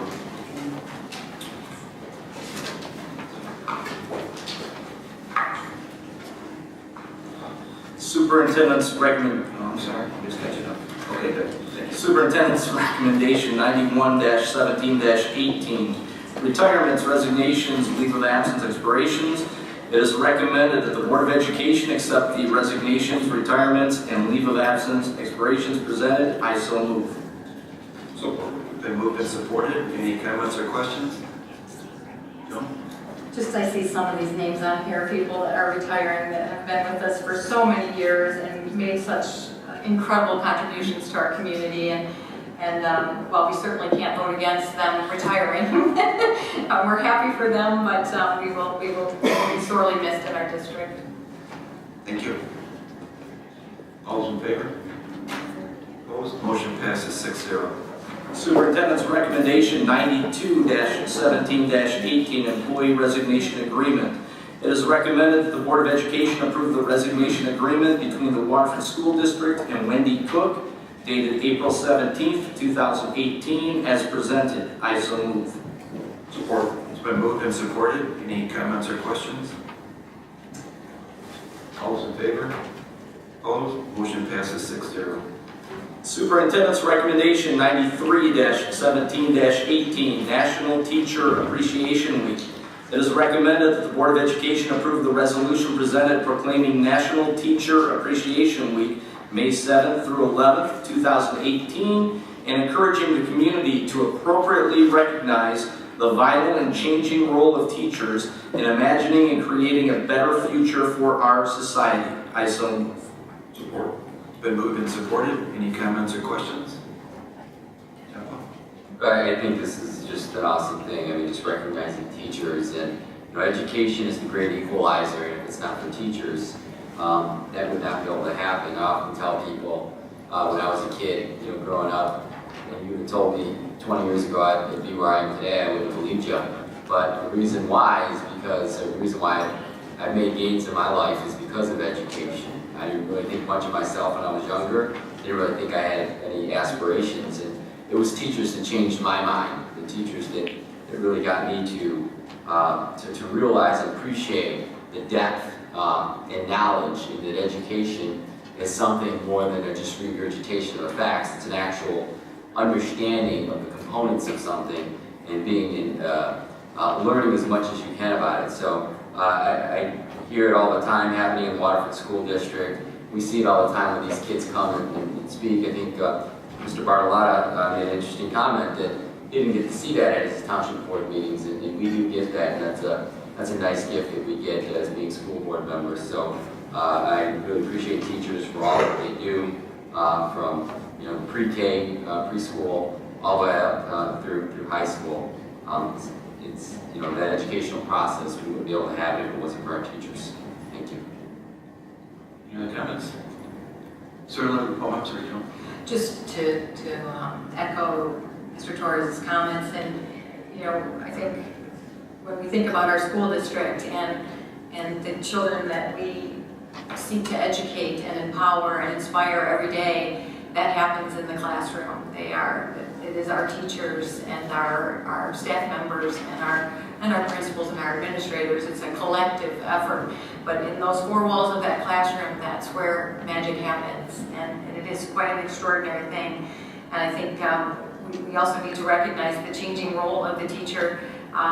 In our society, we revere sports figures and music legends, and our heroes are our teachers. We raise up the things in our society that are really the things that change our society. And it's unfortunate because our teachers are our heroes. And this is my favorite recommendation that comes to us. It isn't just words on a page. It is a very real acknowledgement. And I hope that everyone will take time. There isn't a person amongst us that hasn't been touched by a teacher. And I hope that you'll take the time, if you have a student, to write a note or make that known, even you yourselves, because after the last school bell rings and the kids have graduated and teachers have retired, it's those handwritten notes that people tell me over and over and over again that mean so much. So I would just encourage you to take a few minutes to say thank you to a teacher that has inspired you or has inspired your child. And thank you, teachers, for all that you do for the Waterford School District. Thank you. Jump in. Sure. I agree as well to all the teachers. Happy Teacher Appreciation Week. Last year my mom passed away, and it was obviously a very difficult time, but at the funeral home, my 6th grade teacher, Mrs. Erickson from Twin Beach Elementary, she came, and I hadn't seen her in 38 years. But to this day, 38 years later, now you know how old I am, Mrs. Erickson is still one of the most important people ever in my life. Just an amazing, I don't just want to say teacher, but a human, just an incredible person. And 38 years later, she still means so much to me. And she was my 6th grade teacher. And to have her there, meant so much. And I also think of my daughter who's graduating this year. And, a lot of times I'll talk to her about her teachers she's had at Beaumont or Stefanski, at Pierce, at Kettering. And she always says, honest to goodness, she's like, I can't really pick out a favorite teacher because they've all been so wonderful. She says, I love all my teachers, year after year after year. She says, I love my teachers, they're so good. So many times you hear kind of the naysayers, and they say, well, the teachers get off the summer, and they get off this. What they don't say is the teachers are at 10 o'clock at night in their classroom, grading papers, or coming up with stuff, or cleaning their classroom, which I've seen it firsthand. They don't say about the teachers who are using their own money to go buy supplies for their classes or boots for the kids who can't have winter boots. So teachers, and really all public school district employees, are their special group of people. It is Teacher Appreciation Week, so certainly they're the focus, but from a dad of a girl who's getting ready to graduate, I cannot say thank you enough to the teachers that she has had in this district, and we are so fortunate, we are so blessed with the education she has received, and she's going to do some great things, so thank you, teachers. Thank you. Certainly, we all agree that this district respects our teachers and loves our teachers year-round, but it's important that we take a week and tell them that. So that's what we're doing. I personally am going to go hug my favorite teachers, but for those who can't, I suggest you call Jones and give them a note. So all those in favor? Opposed? Motion passes 6-0. Superintendent's recommendation 94-17-18, surplus property, removal of parcel number 5. It is recommended that the Board of Education remove parcel number 5, Hospital Road site, west side of Hospital Road, north of Cooley Lake Road, from Waterford School District surplus property listing. The property will no longer be available for sale. I so move. Support. It's been moved and supported. Any comments or questions? Start off with yours. Yeah, I will start off. This is one recommendation that I don't support. I've been very consistent in all my years of being on this board that if we have property for sale and we are in a district that year after year after year our enrollment is declining, and not so much because people are leaving, it's because birth rate is less, there's less kids coming in than going out. And the projections, we talked about this at our study session last week. A few members had said that a while back there was a study and they think that around 7,500 kids is where it's going to bottom out.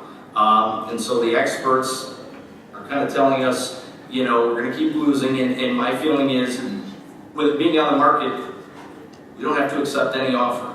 Somebody could offer us $5, somebody could offer us $5 million. We don't have to accept that offer.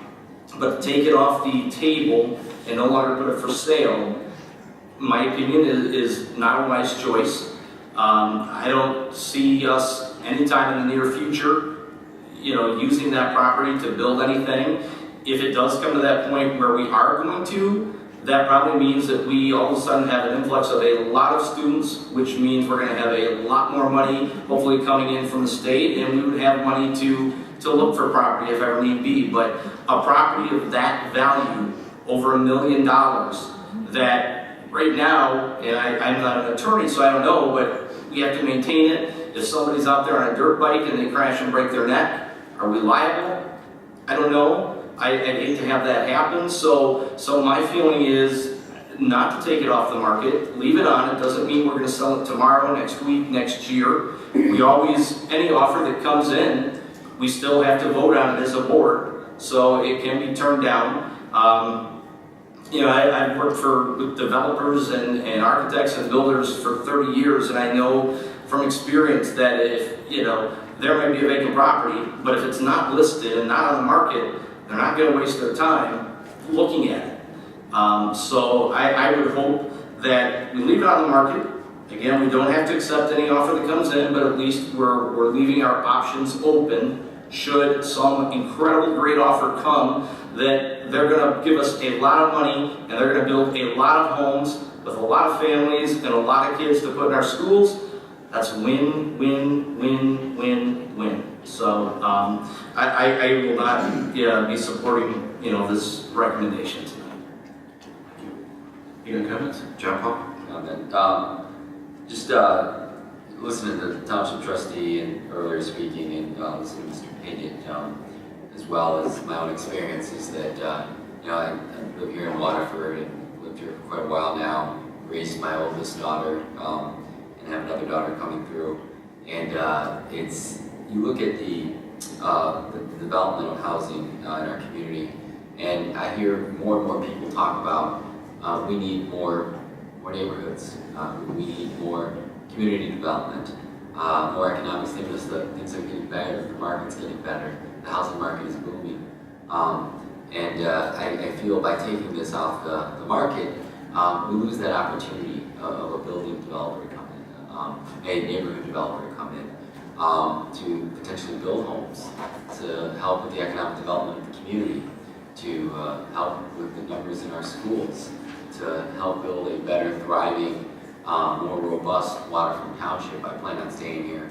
I love it here, and I want to continue to raise my family. My youngest daughter, being as young as she is, I would love to see more housing and more development. So I support. I would say that I don't want this to come off the market. I support keeping it on the market. And I think that right now what we need is we got to take advantage of this booming, robust housing market that we have going on and use it to spur economic development and potentially get our numbers up here at our school. Thank you. Any comments? Well, I was just going to say that when we discussed this, it was very, very, very late, and I don't even think I said a word. I just listened, not having any real estate experience, not having any idea if, what a market price would be for that type of property. I just listened, and I was surprised that this was not an information item tonight, that it went right to action, but we already handled that. And but hearing Waterford trustees speak, it's a different perspective that I didn't know. So I'm probably going to vote no, just to have some thought, so we can hear more community input on, or why. I guess maybe if we could hear now why we are taking it off. Do we have a decision, or is that? Well, I think the administration interpreted board direction to put it on the agenda to remove the property from surplus. So, I guess my comments are... I rarely remember because it was so late. It's like 11 at night. I'm just saying my own personal mind. So my opinion is, and I feel old being a historian, it's been on surplus, it's been off the surplus, it's been on. We still get offers, we don't get offers.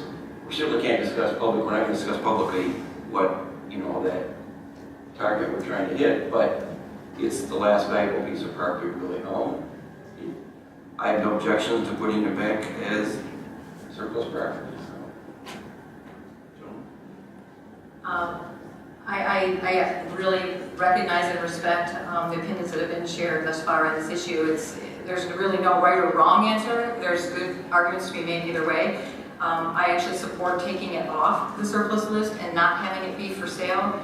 My thought process is slightly different. I do understand. I recognize the township would gain tremendously by having a new big neighborhood of homes built there because they get the tax base for it. So I recognize why they would like us to sell that.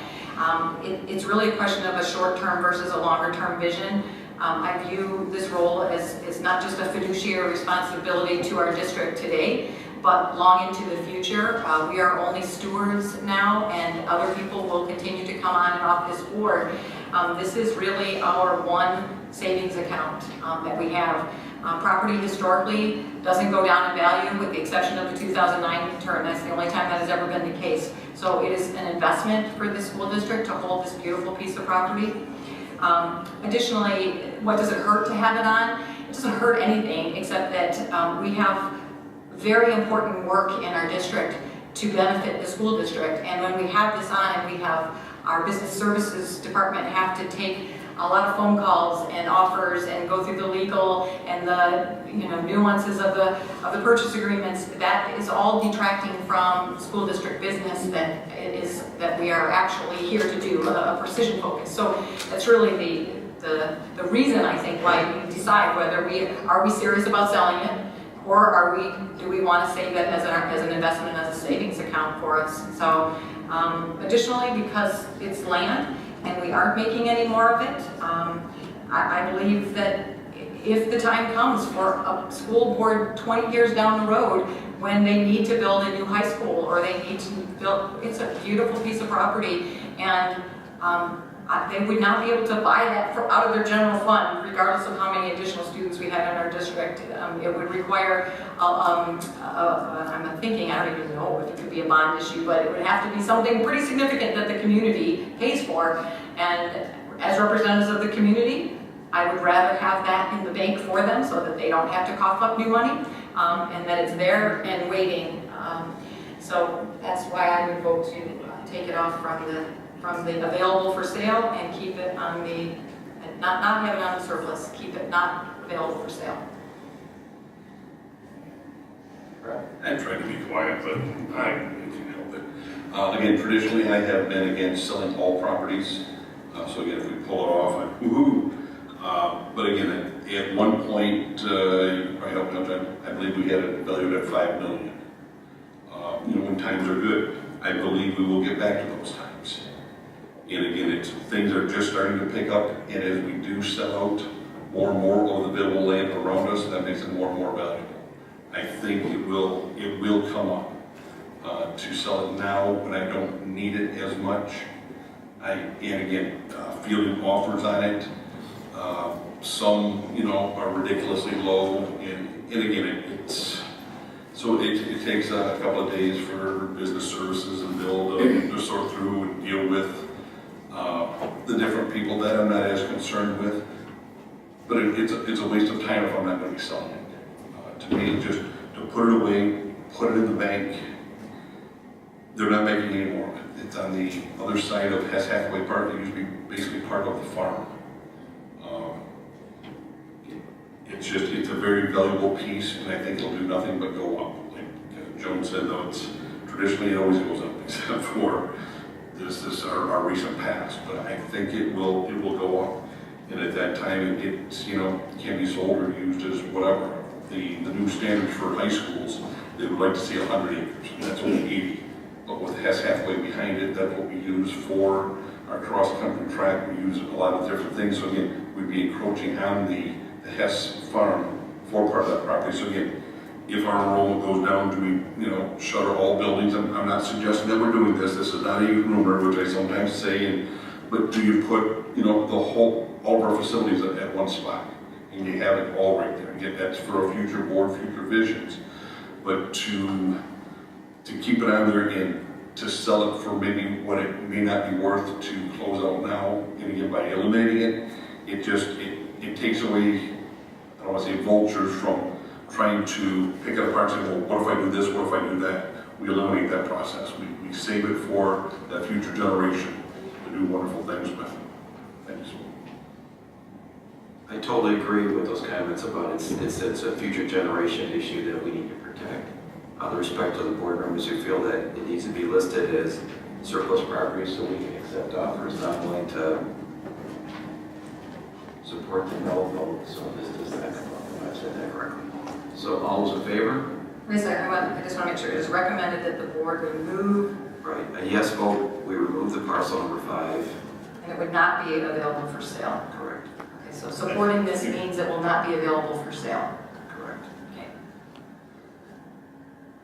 All those in favor? Opposed? That motion fails 4-2.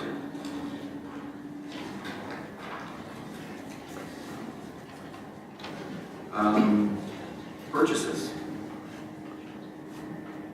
So, Oh, that's me, thank you.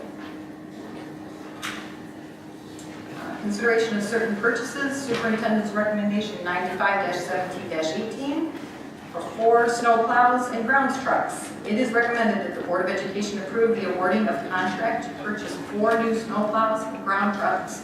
They're 4 new and they're a combination from Todd Wenzel Buick GMC of Westland. Todd Wenzel Buick GMC of Westland participates in My Deal, an extended purchasing program which allows Michigan local units of government to use state contracts for reduced costs of goods and services by eliminating the time and effort to process bids. General Fund 2018 for 2 trucks in the amount of $57,918.90. General Fund from 2019 2 trucks in the amount of $57,918.90 with a total purchase using My Deal pricing of $115,837.80, and I so move. Support. it's been moved and supported. Any comments or questions? Are they 2 2018 trucks and 2 2019 trucks?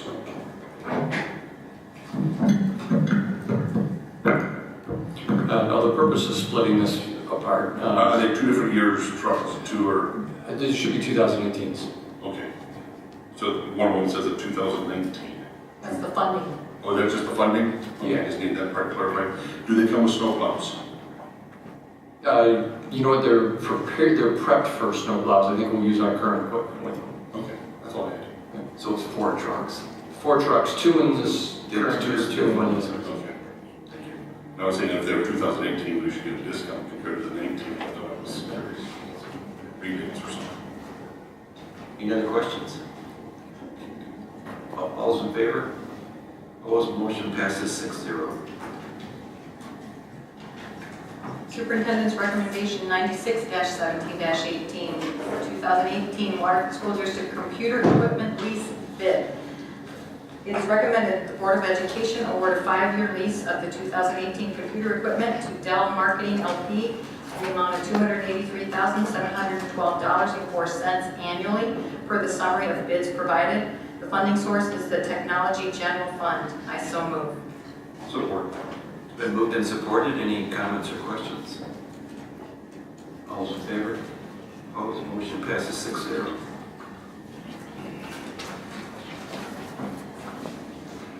Next, we move to audience comments on non-action items.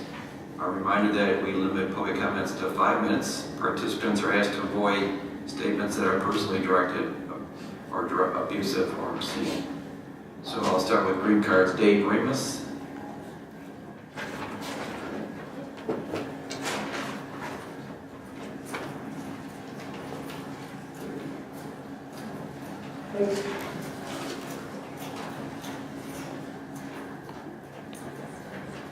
Do I need my timer tonight? What's that? Do I need my timer tonight? I gotta get my hearing aids in the right mode. Okay, so, Dave Remus, thanks again. Looks like I'm gonna be a fixture here for a while. So, the thing that I brought up before was about why I got involved. I appreciate, by the way, having gone to the budget meeting, you guys do an incredible amount of work, and I want to really say thank you for that. When I see what you guys do, it's an amazing amount of effort.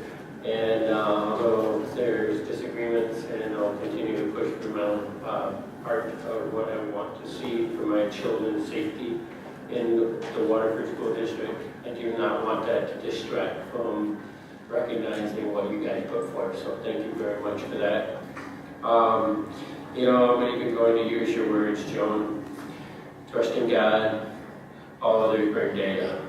So, I understand there's a task force. I do not understand the transparency or how the public can provide comment. I don't understand how this is going to work, and I'd like to see how the board is going to interface with me and others in the public in order to be able to provide input and be a part of the solution. If for no other reason than to know that the progress is continuing. So it's not a matter of trust, as I stated from Joan's comment. It's a matter of transparency. To Mary, words of encouragement. Thank you so much for bringing up your questions.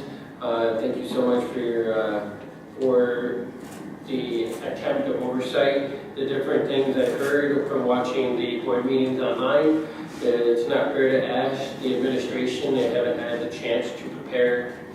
This is the way it's done. This is I've been on the board a long time. This is the emotional escalation within the voices don't help the conversation. That's what I see. You can't regulate ethics. That I will statement that you guys are trying to regulate is common decency, as Robert was talking about. So I'm not really sure exactly why you guys are talking about an ethics paper when you already have that available, or why it's here in front of all of us when you guys can do that behind the doors. Kind of mixing topics a little bit.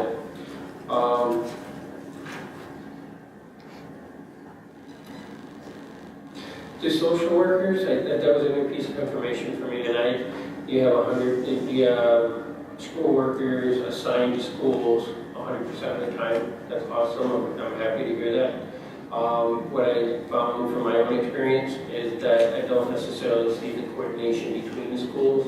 So I think that part of the task force, maybe that's one of the ideas and recommendations, is how to use the resources, not necessarily add more with money or not, but how to utilize the current resources to maximum advantage. And last statement to Keith Wunderlich. One, thank you for coming to the Critical Museum yesterday. Awesome.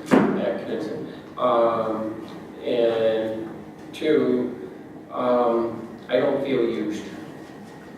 I don't feel used by Messner and the other people who may have helped raise the escalation within our school district of what's wrong. My story, my family's story, is not someone else's to use. It's me sharing my story with you of how things can improve in our school district. So I appreciate the warning, but I'm not going to back down from what I still believe is an issue that we need to solve so that we're not a Parkland in the future. So I appreciate the comments, and I hope you appreciate mine as well. So thank you for the time. Thank you. Robin McGregor.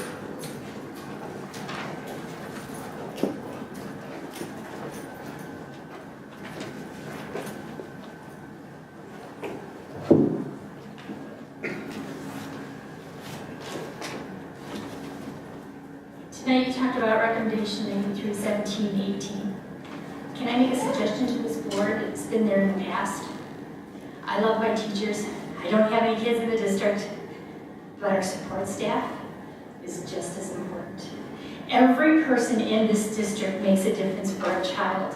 A teacher can't do what they do without the support staff, without the principals, without each person, from the driver that takes them to the bus, to the janitor, to the secretary, to the person that may help them with reading. So could you please add support to that too for next year?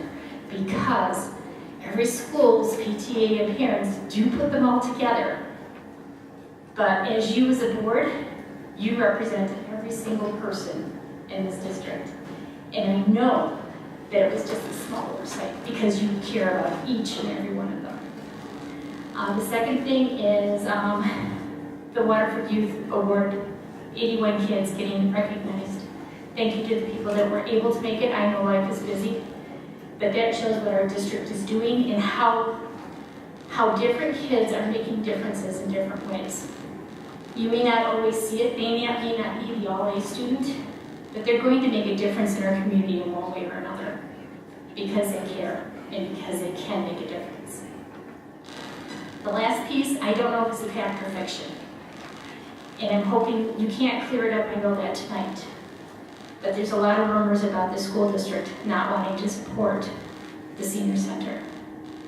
Like I said, I don't know if it's fact or fiction, but as a board, please allow people to know what's going on with that so that our township can plan ahead for that.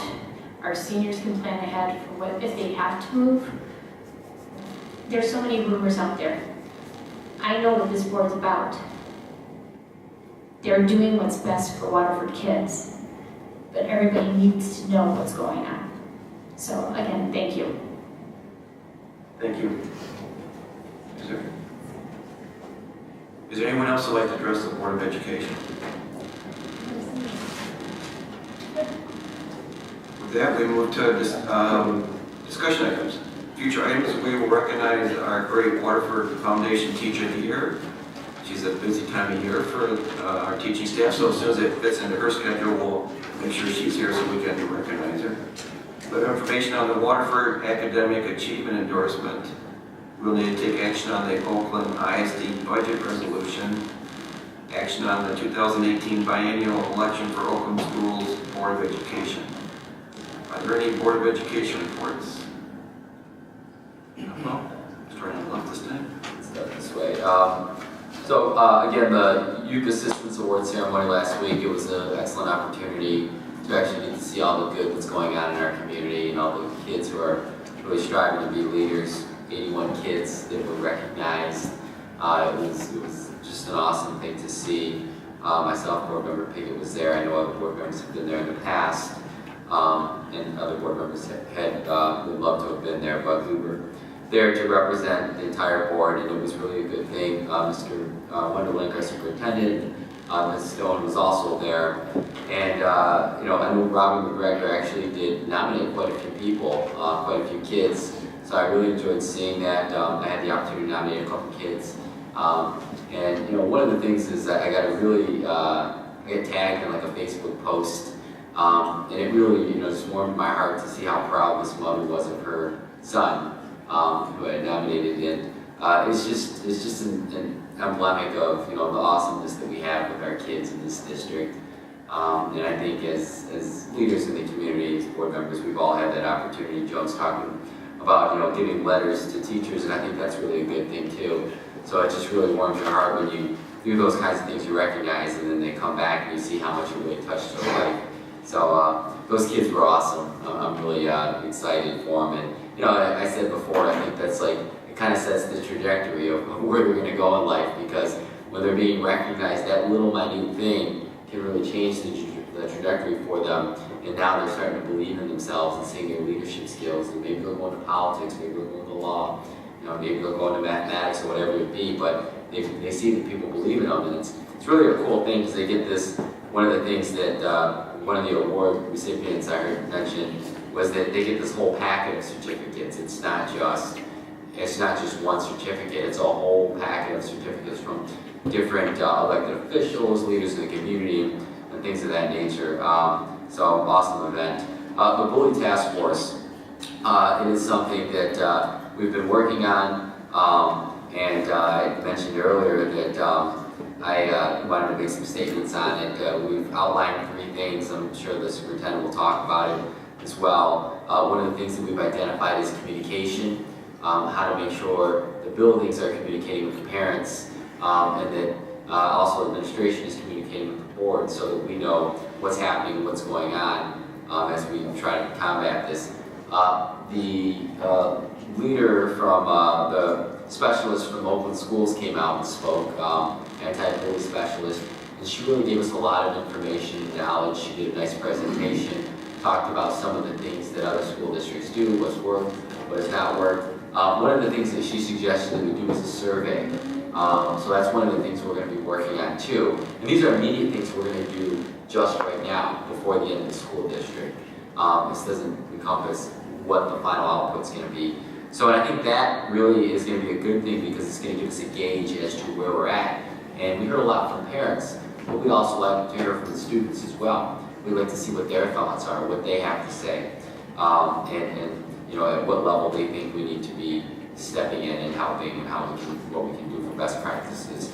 And then the last thing was doing a parent workshop where parents will have an opportunity to get a presentation from the Oakland Intermediate School District by the specialist, and she's well versed on it. She's done it. She's at different levels of presentations she can do. She's got a half hour, an hour, hour and a half. But what they are is they're presentations. They're not necessarily an opportunity for people to come and tell their story or to talk. It's more about being and getting mechanisms and opportunities of how you can help your child cope with bullying when it happens, and what you can do as a parent, because the parents also need help too. You know, any of us as parents know that when our kids hurt, we hurt as well. So that's that opportunity that we're looking to try to present before the end of the school year. So I'm really looking forward to enjoying the work on it, and I think, you know, we're going to really get some good things done. We have a good representation of people, and we just recently, the superintendent added a bus driver to the task force, which I think is a good thing because now we have somebody. We heard a lot of the stories about what was happening on the bus. We actually have a bus driver on the task force, so it's good. Thank you. Thank you. Joe? First of all, it was a great update. Really appreciated hearing all that and appreciate your service and Member Piggott's service on that committee. It's fantastic work, and that was just a great update. Thank you. Just want to celebrate some of the incredible things happening in the month of May. I'm going to only highlight the ones that are happening before our next board meeting, which is just 2 weeks from today, because I hope that as a community that you will find some place in some of these events to get out and celebrate the kids in your community. There is incredible stuff happening. So I'm going to read really fast. I'm going to try to be quick, and I'm going to keep it limited only to the next 2 weeks. So yes, this is only in the next 2 weeks. We have the Kettering Art Show, which is May 14th to the 19th. We have the Mott Art Show, which is in almost the same time frame, May 15th to the 23rd. Those two events, you will find incredible pieces of art in the hallways, right by the PACs is where they've been in the past. And just extraordinary, extraordinary talented kids will display some of their favorite pieces, and you will be blown away, It's unbelievable. Really encourage you just to get in and get a chance to peek at some of these amazing pieces of art. In addition to senior night that we have at both of the high schools and Kettering induction ceremony, and both the Mott and Kettering senior honors. There's a Mott band concert at 7 p.m. on May 16th.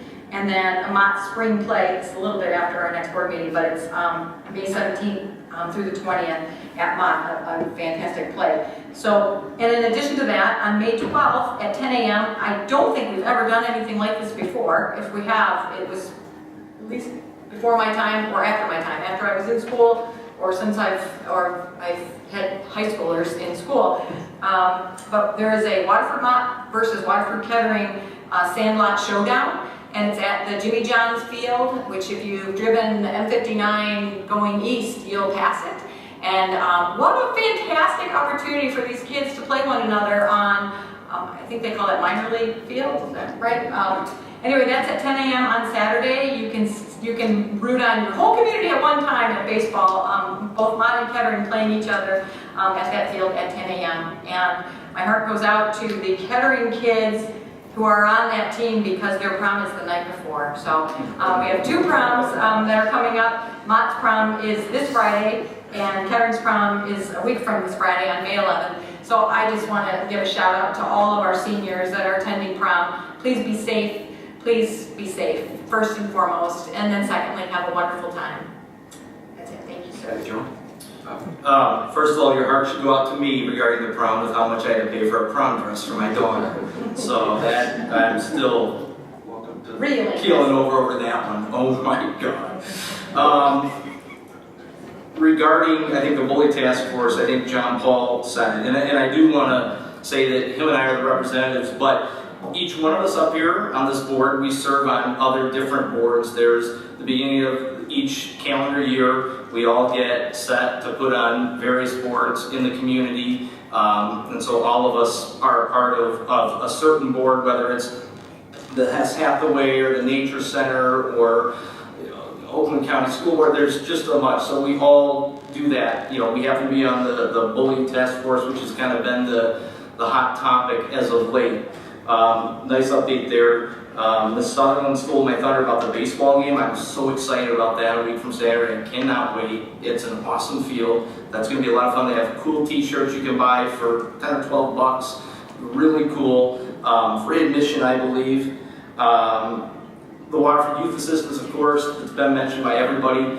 I was there too. Our future's in pretty good shape with these kids. Honest to God, man, there are some incredible kids that some of the stuff they're doing at such a young age on their own, helping out elderly people down the street on their own, and some of the fundraising things they've come up with on their own as kids, we're in really good shape. And I think a lot of that, certainly it's the kid doing it, but it also goes back to the parents, to teachers they have, to the staff support, to their friends, to this whole community. We're all kind of a team, and you help build these kids and turn them into great people.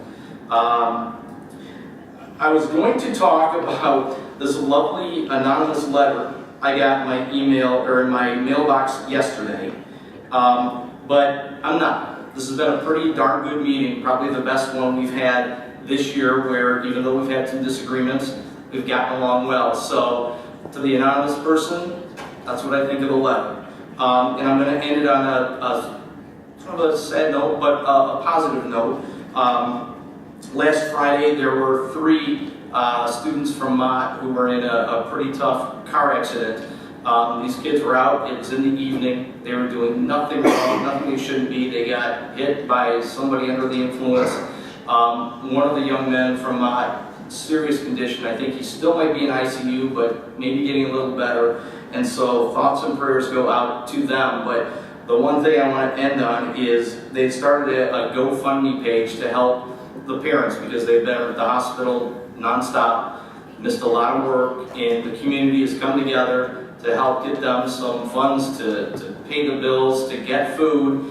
And one of the things I noticed is on a Facebook page, somebody mentioned, and they said, they're Mott kids, and we're from Kettering, and they said, even though there's a big Mott versus Kettering rival, when something like this happens, and their comment was, we're all one. So, praise to all of them. God bless those kids. I hope everything's good. Prom's good. Commencement's coming up. We'll get them in the Kleenex, and nice meeting tonight, guys. Thank you.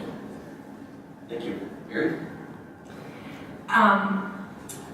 Well, one of the things, excuse me, I wanted to bring up, since we didn't do it, I don't know what's going to happen if I know Dr. Murdoch had told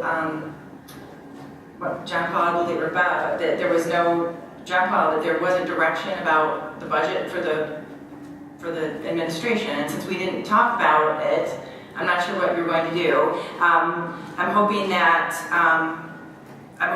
because of that, maybe you're going to just look at what was talked about and do all of it. Like, I'd hope that you would provide some options for us. I think it was, the frustration that was talked about was that it was, there's only one proposal given to us, and it was really only talking about $5 million. We didn't talk about the other $95 million in the budget. So we had expressed that it felt like if we didn't take this proposal and we didn't want what the proposal said, then the only alternative was that the teachers didn't get raises, and it just didn't feel like that was there has to be alternatives, there has to be other things that we can do. taking in schools of choice kids is in the proposal, and then also 16 teacher reductions at this moment, and that's option. It's not what we're doing, but it's part of our process. So I'm hoping, because we didn't bring it up and we didn't discuss it, then they don't know, they're kind of in limbo or whatever. So I'm hoping that they heard our whole conversation and are willing to take each board member's opinion into account and maybe work from there, so we can have some discussion in the future about that offers maybe keeping teachers, maybe doing things.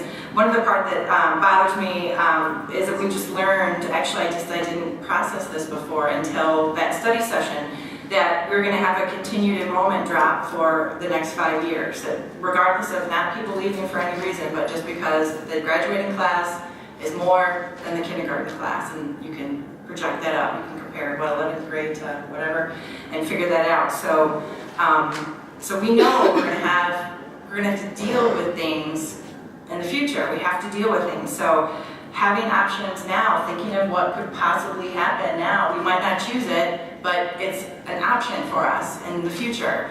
That, to me, that's just, my husband and I do that with, okay, what if this happens? What if that happens? And my daughter's a junior, so what if she picks an out-of-state school? How do we deal with this? And so we have options. Doesn't mean we're going to pick them, but we'd really like that, or I would really like to see that. And since you didn't get a huge direction from the board, that could be something that could be worked on, hopefully. Our fund balance is staying at a dangerous minimum of 5%, and our own auditor, told us 10% should be ideal to avoid the borrowing and the extra fees we pay on that borrowed money. So if we could, again, what's a long-term plan for that? We can't do it tomorrow, I get it, can't be for next year's budget, but we know right now we have 5 years of loss coming up, so how are we going to deal with our fund balance in that? So these are all things that I was hoping we could, discuss, and I'd love to see it on the budget on the agenda, since we have to vote. We have to vote, we have 2 more meetings, and then how many more meetings, and we have to vote, it's quick. So, so anyway, that would be a wonderful thing, just to give us viable options. And then to Dave, the parent from Knutson that spoke, he spoke to us about the bullying issue, and I think his questions and wonders are, he represents a whole bunch of people that are probably going to tune into this board meeting tonight to see if the bullying issue was talked about. And the task force update was great, but it would have been wonderful to have a question and answer, where we could talk and ask questions. I am very, I love to hear what he said about the survey. I asked for that a long time ago, surveying students, but also surveying staff, and having it be where the surveys aren't, where everyone's anonymous, students anonymous, staff anonymous. That would be great. I think that's a really cool idea. So I think he represented what the motion that we put forward was about, is to inform people about the bullying task force. I think this is a hot topic. People have their children concerned, and if we want to keep people in this district, they're going to stay here because they feel like we're handling it. If they look at it and don't feel like we are, then they can make a different choice. So that would be something I would suggest for the next board meeting. And just a quick side note, I never realized this, but being a board member, we have Board Appreciation Month, and I always kind of thought, when I got on here, I'm like, it's a month, and I guess I knew that as a principal and a teacher, but you'd make like one card and send it off, but I guess the celebration for board goes for a month, but it's only Teacher Week. How did that happen? I don't know. So totally backwards. We should be Board Appreciation Hour, and then it should be Teacher Month. So anyway, certainly with being a principal, teachers are, they're it. And being a parent, teachers are it. It's who you send your babies to. And so what teachers and principals and all the people on the ground in the buildings every day, what they do is amazing and much, much appreciated. So thank you. Thank you. Rob? Okay, I was gonna go with Bob saying, just not say anything, but what the heck.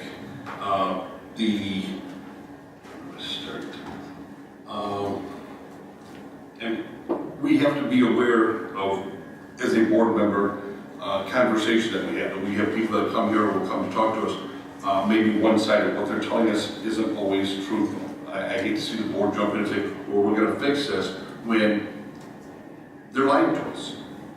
So we have to be very cautious of that. And that's something that, you know, if we have a governance thing. But again, putting all these things in doesn't mean people will follow. John Paul had mentioned at the last meeting about the bus drivers, how, you know, we kind of saved their jobs. And I don't feel that was the case at all. The administration, we had a problem all last year with bus drivers. They weren't picking up the kids. We didn't have enough bus drivers. The administration looked at a plan of going out and bidding for a private bus contractor.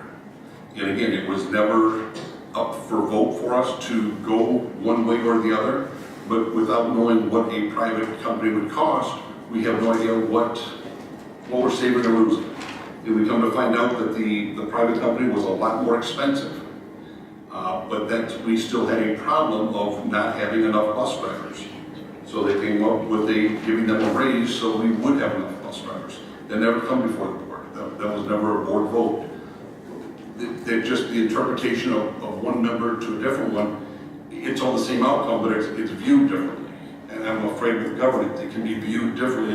What I feel is that someone else can be interpreting differently. We use the word interpret up here. I just want to make sure that we avoid the one-sided conversations.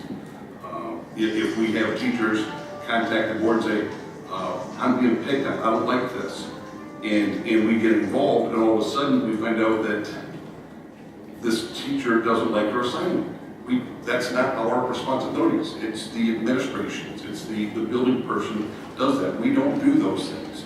Again, do we put that in a form? No, that's common sense to me. That's just what we do. If people want to talk to us, they can. They have the opportunity. We stick around after the meeting. I don't need to be on TV to have someone talk to me.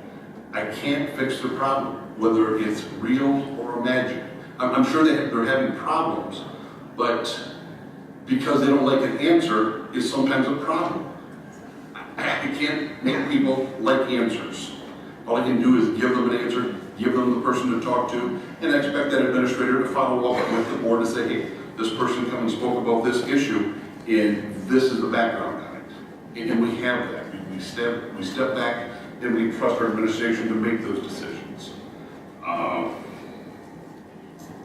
And again, I don't know, but it was kind of a neat idea listening to some people speak, and then we have an opportunity to answer them. But I'm very fearful that we could get in the wrong conversation, or everyone here is speaking. Again, I traditionally like the president to, if it's something simple, they can answer back. Ms. McGregor had mentioned about how support staff is very important. I believe they have their own week, as do bus drivers, principals, secretaries. So again, we never single out anyone, but I believe that we do weeks for all the different people.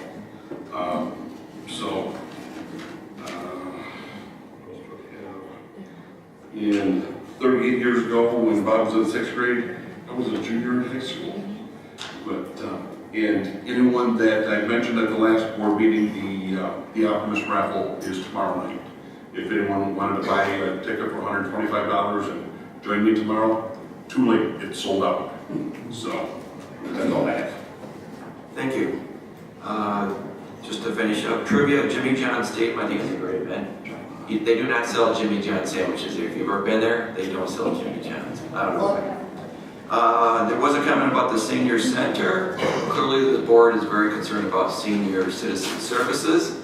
What that looks like, we've had numerous discussions with the township, and I think there's clearly agreement that we need to make sure the community understands as soon as possible if there's going to be any change in the center or services. With that, we move to the superintendent's report. Dr. Mutterly. Thank you.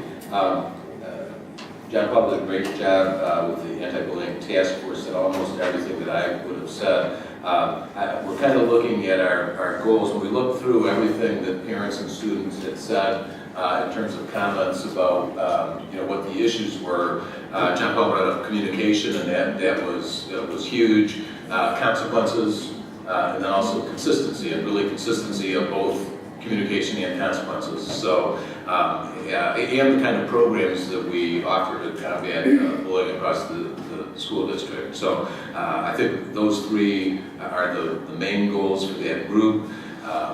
We are looking at dates right now for another meeting, coming up before the end of the school year. It's a meeting of the task force, and then also a bullying or anti-bullying presentation in addition to the survey. And the survey will serve as our baseline data so that we'll be able to compare from year to year and know if we're improving by the things that we do to combat bullying. So I'm open for ways that people might like to see the information shared. I'd be happy to create a page on our website if that would work. If somebody wants something more regularly, we probably will only be reporting immediately after meetings happen, just to say this is what we did and the direction that we're heading. But I'm happy to share that in any way that people might think would be beneficial, and most people will be able to access that.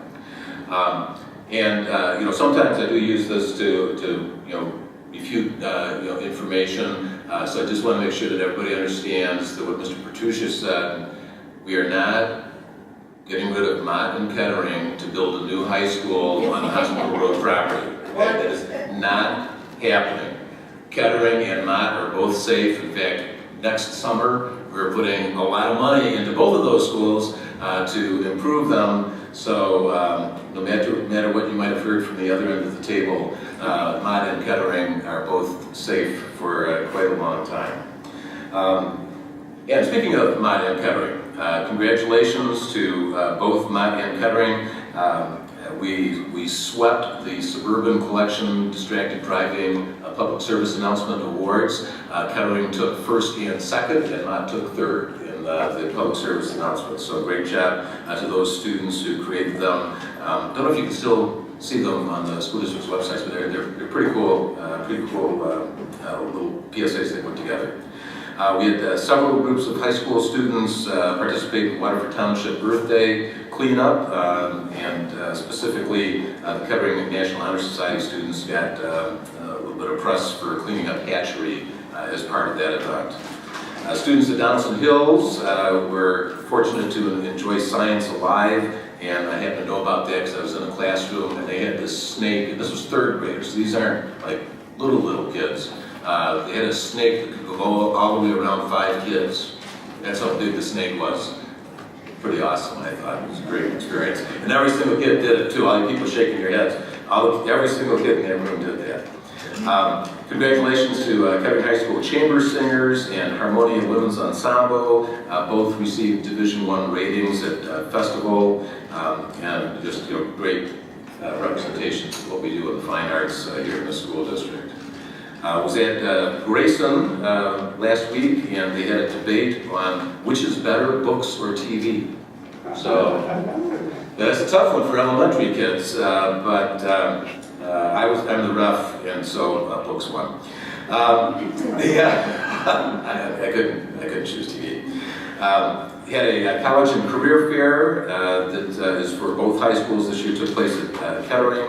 And broke a new record with over 70 different universities and post high school programs were there. And I sent one comment to the board, but we received 3 or 4 of them from the college representatives that this is one of the best college fairs that they go to. It is extremely well attended, but they especially like the service that they're given as a school district. And they really feel welcomed and are very happy to speak to each one of our students.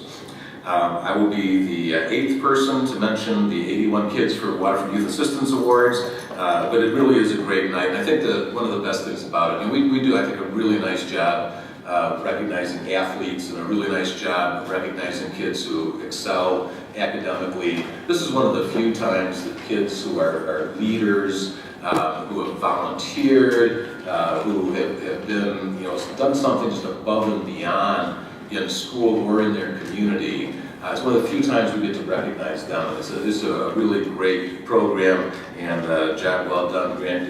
Fantastic job putting it all together. And just really nice to recognize those kids.